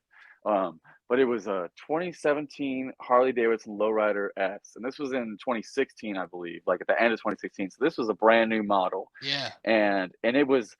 And if you don't know what it looks like, go ahead and look it up if you want to see. But it's all blacked out, and it's got this nice, huge intake on the side, and it's got gold bronze wheels, and it was just fuck. I mean, It was I didn't know sick. I didn't know anything about bikes. I was like, yeah, dude, I want a fucking Sons of Anarchy bike. I didn't know what the Yeah. fuck, and I didn't know what the fuck I wanted. But Yeah. and I saw like this. I thought I wanted a Sportster because I had a Sportster before. But when I went in there, I mean, I'm like 6'1". I'm not that tall, but I'm a lengthy mother effer. Yeah. So I sat on the Sportster, it kind of felt small. And you can do stuff to make them big, feel bigger. But when I sat on the Dyna, it was just amazing, dude. And I just was like, all right, well, and then they showed me, well, they have these Dynas too, which is like just the regular Harley Davidson lowrider, not the lowrider special. Yeah. But it wasn't. It was, it had chrome on it, and it was a smaller motor, and it didn't have dual rotors in the front. It only had one rotor, and it didn't have ABS. And I was like, fuck that, I want the baller one. I want the one up. And they're like, I really want this one. So they basically made it happen for me. And I call my mom right in the middle of the dealership. I'm like, Mom, I want to buy this bike. So will you take over the Challenger payments for me, and take the Challenger? And she's like, I would love to. She loved the Challenger. I wanted to make the Challenger like a SRT, and I was doing the math like, dude, if I put all this money into this RT, I could have just bought the SRT. Yes, dude. We've all been there. Yeah. So We've I, all I been just there. was, and my mom, it was perfect for my mom. All I did on the Yeah. RT, I put coilovers on it, I put wheels on it, I did sway bars, and an exhaust. I did a Magnaflow exhaust, and that was it. And it's nice and reserved, and it just works, and it's cool looking, and it's honestly like we had actually a place in Huntington Beach do the fitment for our wheels, and actually they installed the coilovers for me because this was before UTI when I didn't know what I was doing still. Yeah. But it was Shoreline Motors in Huntington Beach, and they do lots of stuff, cool stuff. I don't know if I told you, Cole, but eventually you'll have to look them up too. They work on all sorts of stuff. They work on Sprinter vans and nice like everything. And you pull in their lot, they got old Camaros, they got brand new Rolls Royces and Bentleys and Ferraris. It's pretty sweet. So they did our Challenger, and I mean, it's one of the nicest Challengers on the road, I think, because Yeah. it's hard to find. I don't know how to pick the right spec wheels. It's hard. So, Yeah. and whatever aspect ratio doesn't, it's all mumbo jumbo to me. Yeah. So when they went ahead and put that on, I mean, it's still it still looks so great. And shout out to Shoreline Motors. But basically, yeah. So she took the Challenger. I had the Harley. I worked at Harley actually. On my way to Harley, I ended up crashing, breaking my hip and femur. That was Dude. fun times. Um, and And it's our first conversation, dude. yeah, this was our first. Yeah, I Yeah. mean, okay. So I was actually. I mean, I was recovering for like 9 months, and I was just Yeah. like, okay, what am I gonna do? What am I gonna do with my life? I was rethinking everything. I just sat inside for 9 months. That'll anyone who's been injured knows what that feels like to recover, and you just kind of, I mean, you get stir crazy. You start thinking, and I was just like, what am I going to do with my life? And I wanted to work with cars, and so basically, I got strong enough to be walking with a cane. I get down to UTI, I take a tour of it, and Universal Technical Institute, and I was like, I wanted to get in the automotive program, so I basically ended up signing up, and yeah, I ended up meeting you at Well, UTI. well, hey, two things I want to say, okay? Two things I want to say. The dressing guy, Paul Newman, okay? Paul Newman. Paul Newman. And however you pronounce Jota, if it's not Hota, That's then Hota, bro. so I was right on that. Okay? Eh, Forgive me eh, for the dressing guy, Paul Newman, okay? yeah. And for But those okay. English speakers only, Hota means lesbian in Spanish. So So the rarest Mira is actually the lesbian mobile. But hey, it's all right. It's all right, dude. it's all right. But what was I gonna ask you, bro? What was I gonna ask you? Oh, dude, you went over the story, bro, and you didn't put me in the story. So Oh, it's kind of rude because I was like, remember? I don't know if you remember, dude. I was, me. I was like, I gotta get my badge, my SOC badge, right? So I'm yes. This sitting in. was this was before I signed up. But yeah, go ahead. This was when we were Oh, did actually you not? already we were Okay, so already in school. So this was like one day randomly when we both were already going to school. wait. So you got more length on your story, and I kind of just fucked up, right? No. I just was. It wasn't like my first day.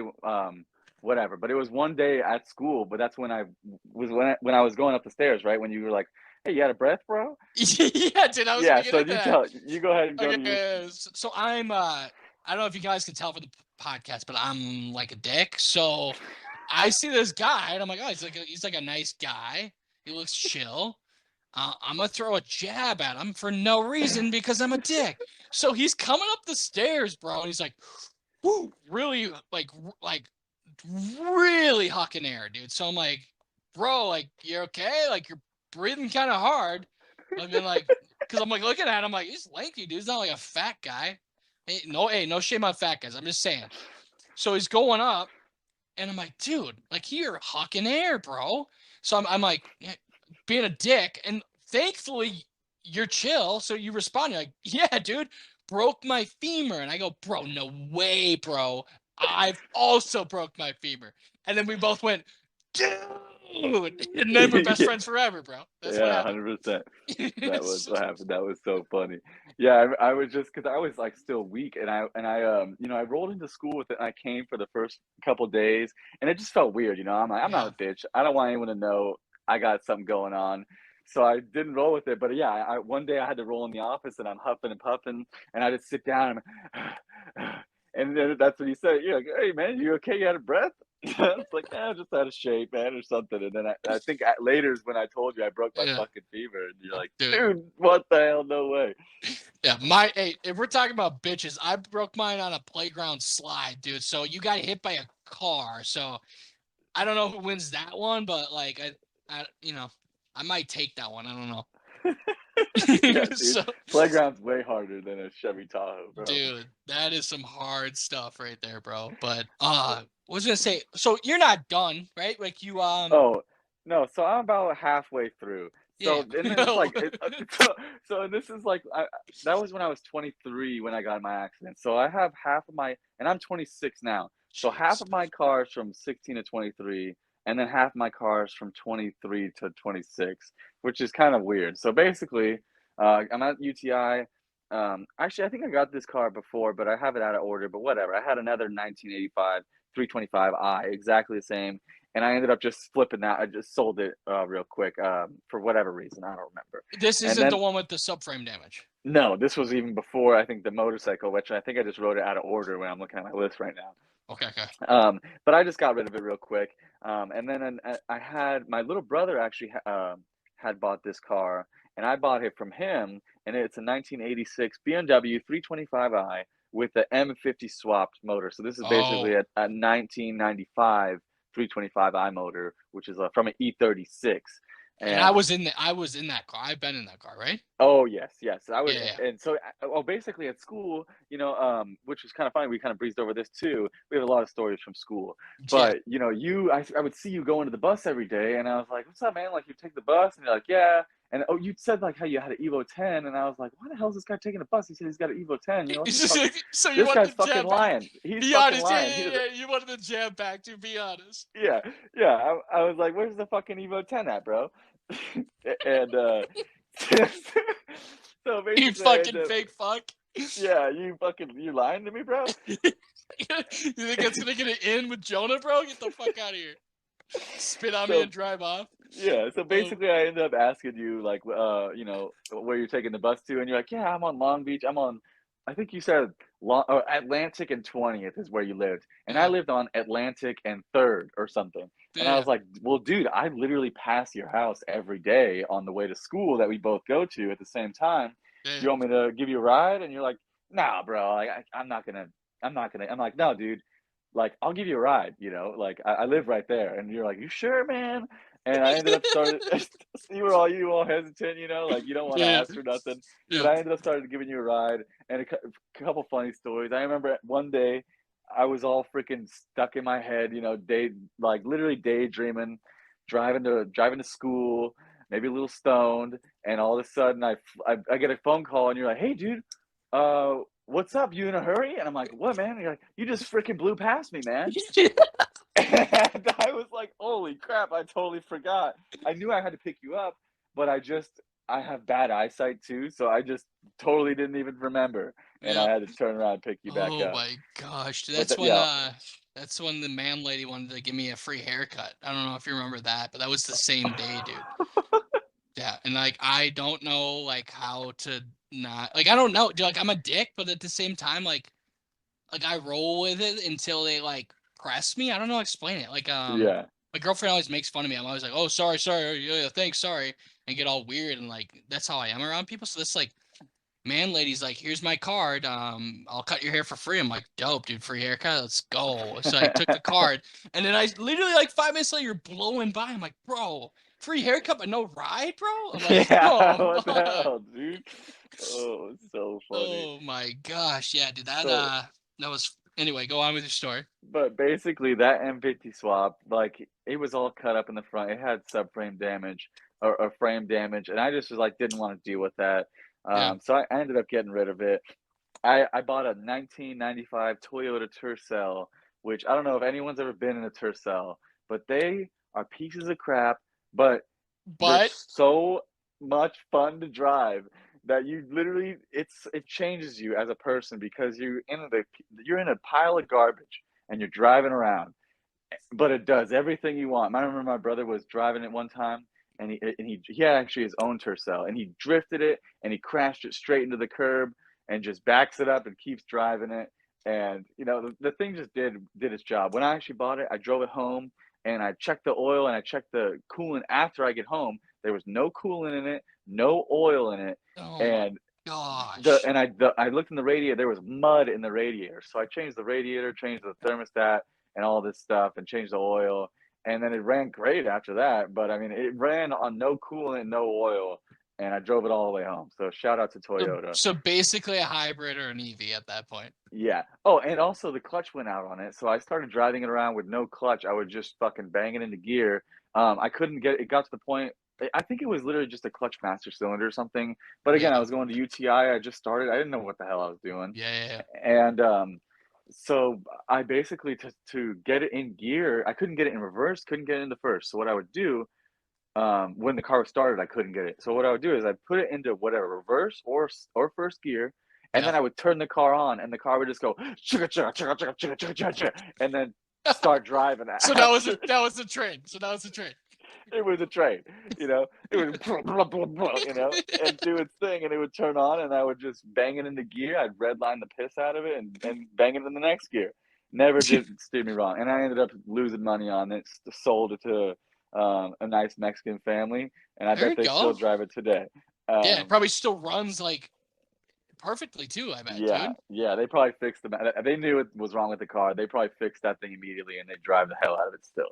Isn't the Um, chassis number E30? Isn't that It what you was told me? E30, it was EL31 or something Oh like that. my It was god. so funny, dude. Or maybe it was Dude. EL30. It's Yeah, something hilarious like that. So dude. instead of E30, it's L30, which is fucking hilarious. That's awesome. I remember Uh, you telling me that. I'm like, dude, that's geeky as no, heck. no, I definitely geeked out on that a little bit. And then I had my this was in the family for a little bit, and it was driven by a few of my brothers. Like it's a 1987 BMW 325 IS E30. If you guys aren't getting the trend already on what my favorite car is, Yeah, yeah. uh, uh, but I actually still own it. It's in the garage. I put an S54 in it, which is the E46 M3 motor and BMW. And yeah, I have to finish it up still. I've just been, I've been dealing with so much stuff that I haven't been able to finish it. Just having a child and freaking getting a new job, all this Yeah. stuff. And it's hard finding the time to do it. And I have to other stuff comes first. People need help with their cars, and it's just been on the back burner.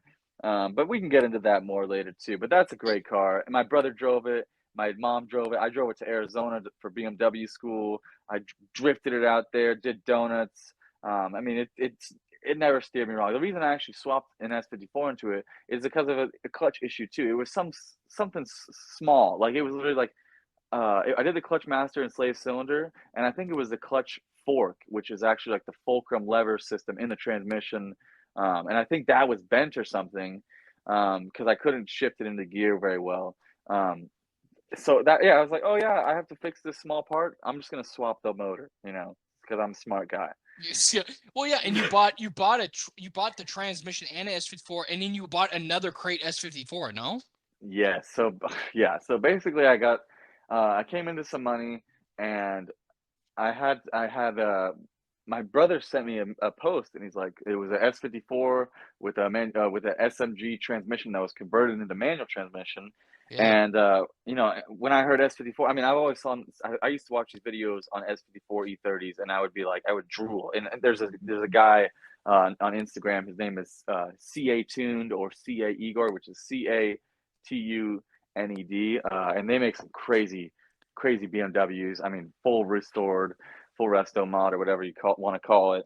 And that's what really got me into the S54. So when I had the opportunity to buy one, I jumped on it immediately. And as soon as I bought it, I took it home and I was thinking about rebuilding it, and it was going to be all this pain in the ass to rebuild it. But I still wanted to do it. And I see another post. My brother sent me another post, which is some guy who had an E30 M3, same chassis as mine, but just the M3 version. He was selling his S54 swap, which came with the motor, transmission, the radiator, the wiring harness, everything I needed. And so I bought that too. So I came up with two fucking S54s in like a month. And so we still have both. The other S54 is for my little brother. I ended up selling it to him. So he's got an S54 he's going to put in his E30. Sheesh, dude. Yeah, dude. Is So he gonna convert the manual then, or how is he gonna do that? Do it's you know? it's already it's already converted into manual. Oh my, So dude. it's ready to In go. his Ready 30. Yeah, yeah. So right now Oh my he gosh, it's has a gonna be sick. 1989 325 IC, I think is what it would be called because it's a convertible. And We gotta tag him, dude, because it's so. yeah, his I'm not trying to Instagram pat is him on the back, but that E30 is lethal. It is it so is. sick. His tag on Instagram is at Peter.Perez, so at PETER.PEREZ. And yeah, he's got a sick E30. I mean, he just put some Typhoons on it, which are the square headlights, Oof. which are super controversial. But dude, I mean, like it has been through so many transitions, and I like know. he bought it as an auto. He did a manual swap on it, Then he ended up getting a different differential. He ended up pulling the motor and rebuilding it himself, by himself. I didn't help him literally at all. I felt so bad. But this freaking kid did it by himself in the backyard. He ended up doing a bored out and stroked out motor, which is now a 2.8 liter inline six. And yeah, so look him up at Peter Perez if you want to see that BMW. He might be on private. I don't know. But whatever. E30s are Yeah. cool. Yeah.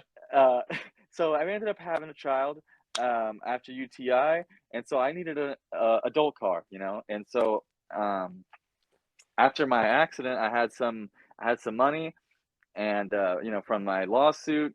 And my dad was actually a real estate agent. He was gonna buy a property with a few people, and you know, flip it, and you know, everyone would get their whatever profit off of that. So he asked me to go in on it. Everyone was like, everyone was telling me no, I shouldn't do it. You know, it was kind of like an investment, but I was like, fuck it, I'm gonna do it. You know, I ended up doing it. I made some money, and I ended up buying a 2013. Oh, I'm sorry, 2005 Range Rover Supercharged, which is a full size Range Rover Yeah. with the 4.4 liter supercharged V8. And you know, I grew up in one of them. My dad has had several Range Rovers, so I loved being in it. Um, And I have some hands-on experience too with sport too. Like they're great cars, dude. Especially when they still have the V8s. Like we've went over this, but I don't want to cut you off too much or derail you no, from this conversation. But I agree with you, dude. It's a great car. anyone who's been in one knows how awesome they are. You know, they're so comfortable, and they just like, you just feel like you're in a tank, you know. Yeah. And I loved it. You know, I changed the oil on it. It takes a bunch of oil. It's like 10 quarts of oil. You know, it's freaking nuts. And but you know, I got low gas mileage, and the AC didn't really work, and it had no aux cord, and so I didn't really want to bother. You know, I work on cars for a living, so it's kind of hard for me to want to work on my own cars at home Yeah. after work. You know, it's kind of a predicament I'm in right now. But you know, it is what it is. But so I loved it. It was a badass car. It was black with black interior. But I ended, you know, it just needed too much. I didn't really want to deal with it. So I ended up selling to my bro, my older brother Anthony. He bought it, and so he still owns it and still drives it, which I'm glad, because that thing was mint. You know, it had like Yeah. 50 something thousand miles when I got it. And Um, the interior was insane, dude. I Dude, mean, it's so mint. I mean, and I just saw recently he's got black wheels on it now, and it just looks so good. And yeah. I'm glad it's in the family still, because I really love the car, and I was really sad to let it go. But it's still in the family, and now someone owns it and uses it every day, and you know, he's fixing up those issues. So, you know, it's good. We win-win, you know. We both got our money, and I got my money, he got his car, so we're good. Awesome, dude. And And then then go ahead. sorry, and then we still have what, the 5 Series left, right? So I have a couple, yeah. So basically, I got the Range Rover, and then I was about to have a kid, so I don't know why, but I mean, actually, I kind of do know why I was about to have a kid, but I got all anxious. I got all like, I don't know what happened. You know, I just was Yeah. like in my head, like, oh man, I'm gonna have a kid. My girlfriend's not gonna let me have a car. You know, freaking Yeah. out for no reason. And Yep. so I spontaneously bought a 1995 E36 M3 BMW. Oh my, I totally forgot, dude. Dude, I was so hyped for you. stupid. I know. It was great. I freaking drove up to San Francisco. Wait, no. Yeah, I rented a car, drove up to San Francisco. Excuse me. Drove up to San Francisco with my buddy. Yeah. Bought this car on a whim. Didn't know anything about it. Oh my god! And drove it home. Basically, anyone who has owned an E36 knows about this problem. But both of the doors didn't open from the exterior. They didn't. And it's a two door, so the driver door and the passenger door didn't open. It just flat out wouldn't open. Yeah. The windows, um, I think they would work. They sometimes wouldn't work. You know, it was sketchy. They wouldn't roll all the way up. They would stay open. Sunroof definitely didn't work. Um, and so basically, what I would do, and I live in Long Beach, so I'm not someone who wants to leave their car unlocked. So Yeah. I would lock the cars, and I would have my back seats folded down when I needed. Oh, and also this car had a battery drain. So what that means is that the battery would just die if you turned it off, because something Yeah. was staying on in the car.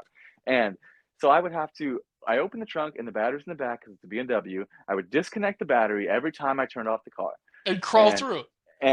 yeah, and I would leave and do my thing. And then the next morning when I had to go do something, I would plug in the battery, and I would crawl through the trunk like a fucking psychopath, turn on the car, Hey, dude, anything. I'd roll down the window a little bit, then get out of the car because I remember I Oh got out of the my car. gosh, I would get dude. out of the car and the door would accidentally close, and then I would have to climb through the trunk again. Hey, and it was worth it though. Hey, to have an M3, Dude, that's worth it, dude. it was worth it. I mean, dude, I got to drive the snot out of it. I Yeah, drove it like an asshole. I remember being on a roundabout. This is on PCH, the traffic circle, for anyone who lives in California. yeah, And someone was driving all slow, and I just took the inside lane and I gunned it around him. And the yeah. back end goes out, and I was just drifting on the traffic circle without even trying. And I was like, oh, okay, I guess this is an M3. But it was so sketchy. I remember one time I started braking. The whole front wheel, both the front wheels locked up, and I just started screeching. Uh, and the ABS light came on. The battery was draining. The doors didn't open. I was like, and then I was driving one time. The belt snapped. The serpentine belt, so it left me stranded. So I was like, okay, fuck this car. I got to get out of this car. I actually came down though. I have two things Oh to say, yeah, but I actually came down and I got a ride in it, dude. That thing was so fun, bro. it Just was. so fun. Like I even got to drive the thing, dude. That's the first M car I've ever driven. And Yeah, oh my god, I mean, it was in rough shape, but it was fun. And then I yeah. had another thing I had to tell you because I remember calling you because I don't know if I mean if you're a car guy, you've watched it, but Gone 60 Seconds. I'm watching it, right? And that movie is literally about stealing cars, right? Guess Yeah. where they shot it? Guess where it is? Where? Right. Long Beach, California, bro. Wow. And I called you, bro, and I'm like, no shit, bro. I'm like, if I had one guess, it would have been Long Beach, California. So yes, you don't want to keep your car unlocked in Long Beach, California, bro. Yeah, 100%, dude. Oh my Uh, gosh. so basically, I sell that, and I'm missing a car on here. And basically, I get into okay. The day I sell this car, which okay, Yeah. let me Oh remind you, my gosh. Yes, yes. it's a 1995 BMW E36. This is the M3. The day I sell this car, I get a text, hey, my friend is selling a 1995 BMW E36, and it was not an M3. It was just a 3 Series. Yeah. And they're like for like $800. I was like, yeah, tell them I'll buy it tomorrow, or I'll buy it right now. Yeah. And so I got rid of my E36 M3 and got immediately into an E36 convertible, and I loved that car too. Yeah. And and it lived in Seal Beach, so it was like next to the beach all the time. It was all rusted. The Yeah. guy crashed the front end, but it still drove good. It had the M42 motor, which is the inline four Yeah. cylinder. But dude, I got like 42 miles per gallon, no AC. The windows didn't roll down. The convertible top was torn on the back, and it looked like crap. There was dings everywhere. There was duct tape on the car to cover up some of the rust.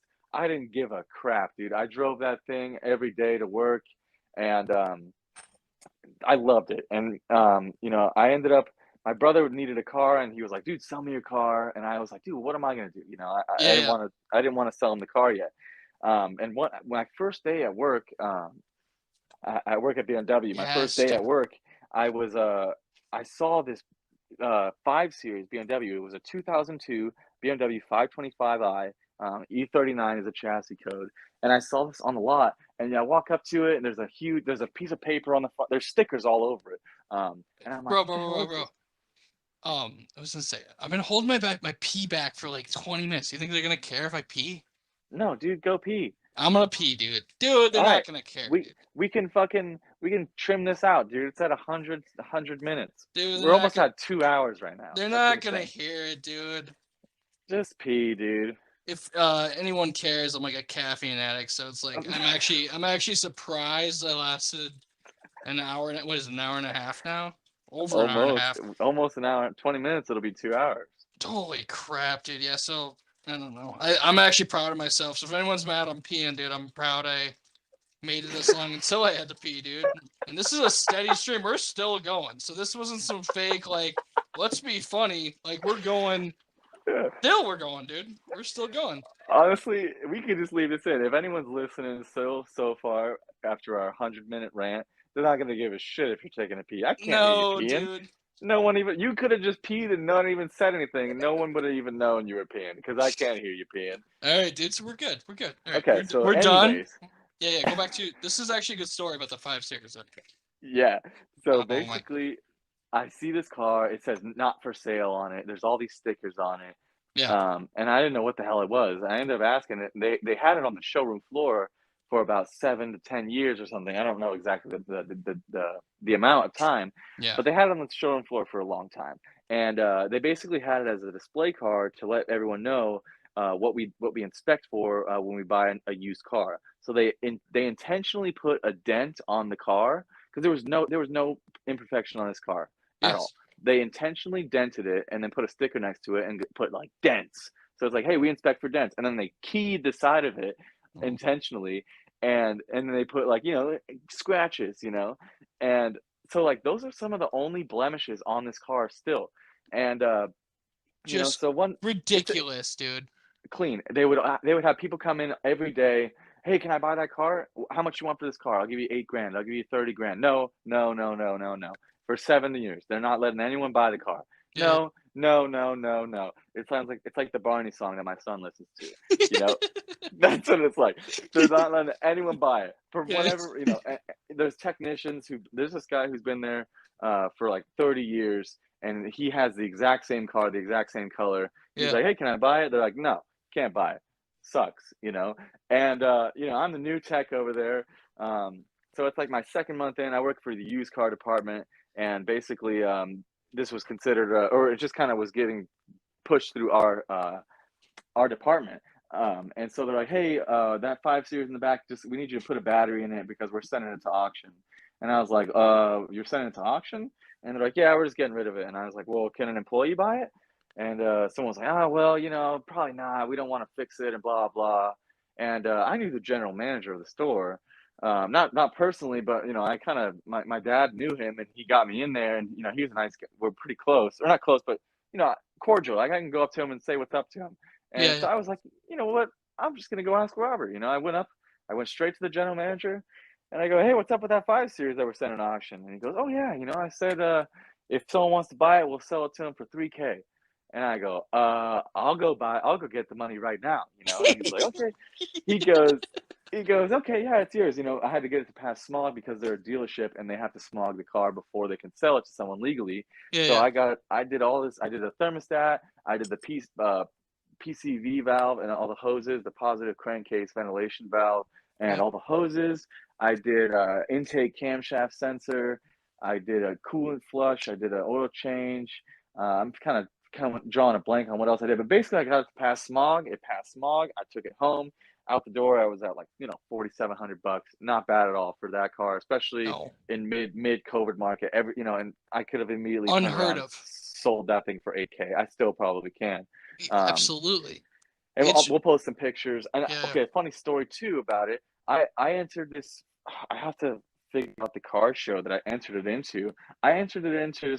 I had bought it. I entered it into some car show, which is like a legit car show, and I'm blanking on the name right now. And I was like, oh, let's see what it does. And I had no idea the caliber of car show that I entered it into. And but anyways, the tier that I was in, I got third place. All I did was give the car a car wash, and I got third place. I was so hyped on it, I couldn't believe it. But the car spoke for itself. It was a Dude, it's a that's insane. I didn't know yeah, that. Oh it's a my 20-year god. old car, and that thing just all I did was show up, and there was this guy. I mean, all these guys, all these old dudes, and they had clean cars, like immaculate, pristine cars. One guy had an E46 M3, and it had like 30,000 miles. Okay, the car show name was HB Concours. And basically, if you look these guys up, the car show is ridiculous. They have all types of classic cars. I mean, like everybody's car is perfectly clean, and people have like millions of dollars worth of cars at this place. Yeah. Yeah. um and yeah, I just thought it was cool that I won third place, and my car was just I just rolled up in it. So I've been driving that. I still own it. I love it. And basically Is that my like my sorry,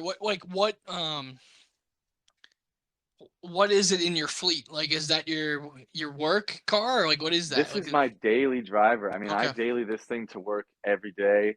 It needs some work. And what's funny actually, because I was gonna bring it up, but I figured I'd bring it up right now. because you're saying your truck, when you're turning right at slow speeds, it kind of falls on its face and it'll even turn off sometimes. My Yeah. car kind of does that, and I think that and every once in a while, like if I slam on the gas, it kind of falls on its face, and the check engine light would come on. So I don't know if it's I think it's my spark plugs, but I've also heard like if you have like a restricted air filter, I know it will fall on its face too. But yeah, it's either one of the three things: spark, air, or fuel. You know, Yeah. I don't know what it is either. I have to dig into it. I was gonna change the spark plug, see if that changed it. Excuse me, see if that changed anything. Um, Is but that yeah, is that is that a carb or what is that? Or is that fuel no, injection or it's injection?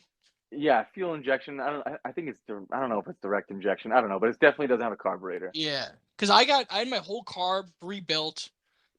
Well, obviously a new filter, all that jazz, and I still have the issue. I don't know. You know what I mean? Like, I'm not saying one's Yeah. the same as the other, but it's just weird, dude. Like, I get it's an old truck and you get it's an old car, but like at the end of the day, dude, like you should be able to mitigate it a little bit or make it at least a little better. You should be able to turn at 20 miles an hour and not have the car Yeah. almost turn off. No, I agree. I have the same thing.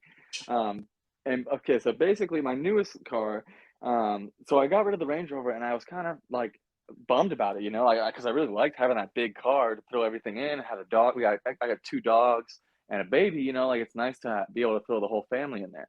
Yeah. Um, and so my cousin, he actually lived in Minnesota. He came back out here, and when he was out there, my dad had bought this vehicle new. It was a 2005 Yukon XL Denali with a 6-liter Vortec, um, and it's all-wheel drive. It's a badass car, and he's had it since new. You know, I learned how to drive on that thing. One of my first times driving, like he like would let me drive around here and there.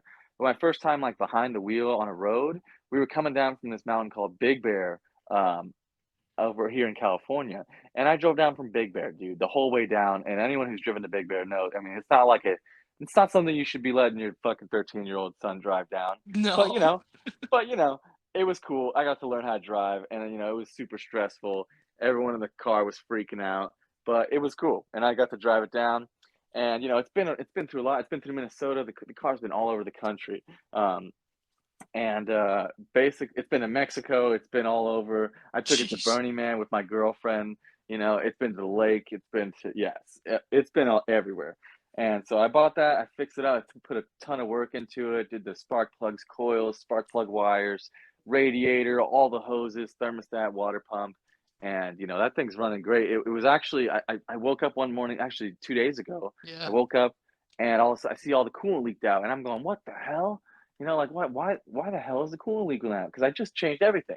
Changed everything. All the hoses. I didn't need to change all the hoses, but I'm like, no, I'm changing all the hoses because I Fuck don't yeah. want to deal with this. Yeah, yeah. It was and I would take the hoses off and I felt like a dick, because some of these hoses look good still, but I'm like, fuck it. I don't care. I'm putting new hoses on it. I want it to be legit. Yeah. And when I saw it leaking, I was freaking. I was so anxious. I'm like, what the hell is it? So I ended up getting I borrowed my buddy's pressure tester. I pressurized the cooling system, and I'm looking around. And I see it immediately leaking out of one of the hoses. All I did was just didn't tighten one of the hoses tight enough, and I actually should have had it all the way in. Like I had instead of basically the mounting surface that you slide the hose on. I had it's just you should have the clamp kind of closest to the edge of where you mounted it, but I had it kind of towards the middle, so it wasn't like in the right spot. So coolant just leaked out of it. Thankfully, that was all that it was. Um, but yeah, dude. So basically, me and you kind of have the same, not the same, but we're going back to the American big old cars, and I back that thing in my garage and I tap the wall, and I don't care. It's nice Yes. having those big cars that you just can drive, fit everything in that you need, and not give a crap about it when it gets scratched up. Absolutely, dude. Like, you think when I hit that wall a couple days ago, you think I cared if there was a scratch on it, bro? I didn't give a damn. I was like, is this thing gonna keep getting me to work? And it's just like, I know it's like it sounds like I'm being an asshole or whatever, but like, when you have a nice car, bro, like, you have so much anxiety. Like, it's so fun, it's so worth it. But you're driving on the highway, you're like, oh, I hope a rock doesn't hit my windshield. Some shit doesn't fall off and hit it. I hope Yes. someone doesn't key my car. Hope someone doesn't steal my shit. Like, it's like you have all this anxiety with it, dude. Like, Yes. you know you're the shit. You feel like the shit. It's worth it. But then you have all this other baggage, and when you can get away from that sometimes when it's overwhelming by getting in your Yukon or your 250, Yeah, It's life changing, dude. It's life changing for sure. it really is, 100%. Well, bro, we've been going for almost 2 hours, so maybe I don't know if you want to wrap it up. Maybe we can get in real quick on what we want our next cars to be, and then wrap this up, dude. I mean, I think this is pretty solid. Second episode. We went on for 2 hours, man. Yeah, and the best part about this, and I wish we could like prove it, I guess would be the word for it, is like we're like, yeah, dude, 20-30 minutes max tonight. If we can make it work, we'll make it work. And then tomorrow we can do the log episode. Fucking almost 2 hours later, here we are, dude. I think the structure was a little bit better. We'll hear some feedback, but like, I don't It, know, bro. We yeah, uh we like to talk to each other. That's why we started recording this. But yeah, like yeah, let's dabble a little bit on what we want in the future possibly, because mine's a little bit 50-50, just because the yeah, market right now, we don't know where it's going to go. And also yeah, on yours, I would like to talk about it in future episodes, type of the process, if this process starts and this is what you want and stuff. I think it's a good, fun topic, and I think it's fun to compare maybe other options. But yeah, we yeah. can get into it real quick. I've always had a soft spot for the Viper. I've always loved the Viper. So I want a fifth gen, but I want a TA 1.0. I don't know if anyone knows what that is, but it's like it was before the ACR. So the TA came out, Ooh, and then the TA 2.0 came out with the big wing. And no hate on a big wing, dude. I got a big wing on my car, but there's yeah, just something about a Viper without a wing that looks nasty. And yes, the TA 1.0, I think there was only 44.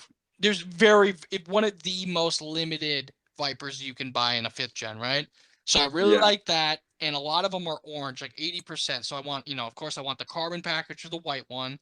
But yeah, so super rare. Like if an opportunity comes and someone, I can buy one, you best believe I'm gonna buy one because it would be stupid not to. But at the same time, I'm very, especially after I get some work done, hopefully this year soon with the ZL.1 Elite. I don't see myself. I don't know. We've talked about there's rumors and stuff about a Blackwing variant. The hmm, CT5 Blackwing just came out. People know what that is. It's a Cadillac with the LT4, but ooh, they did a few different things because they were discontinuing the LT4.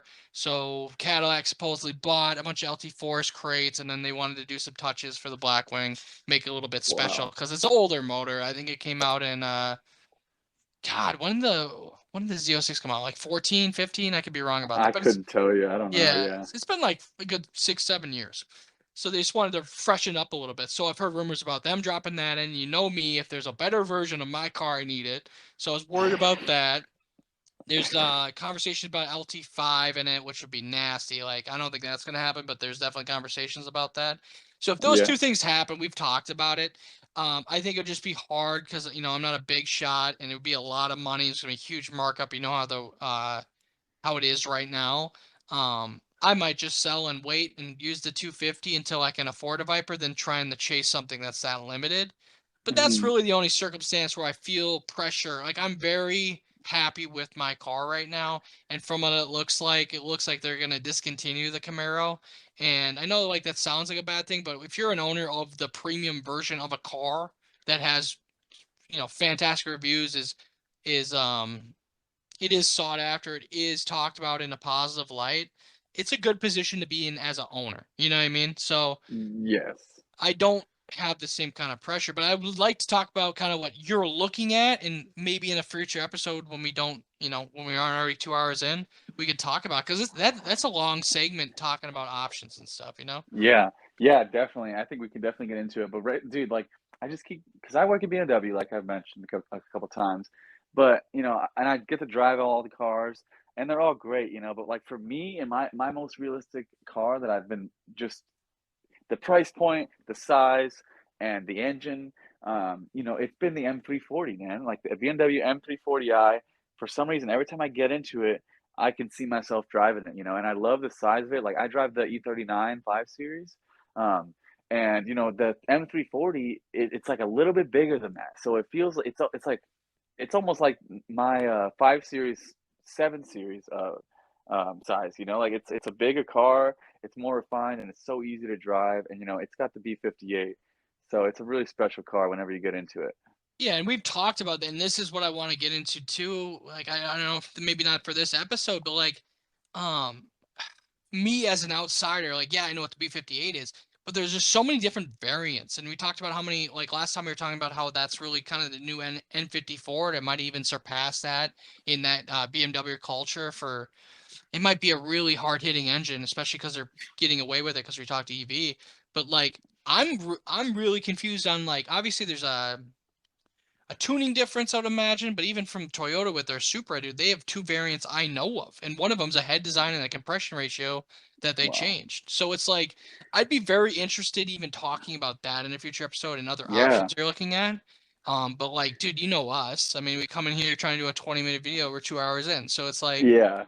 maybe we hold off for next episode on that. And like, No, we definitely should because there's got to be differences, dude. Because they're putting it in everything. It's in every single series, 2, 3, 4, 5, 6, 7, and 8. You know, like they got it in every single series. yeah, So they must be doing it, tuning a little bit something a little different here and there. But yeah, it's a very capable motor, and it pushes all those cars almost the same way. It feels like some of the heavier ones are a little more sluggish, but it still is such a fast car when you're in it's that. yeah, and I have no experience with it. Some guy, I live in an apartment. Some guy here has one. It's a gorgeous car, bro.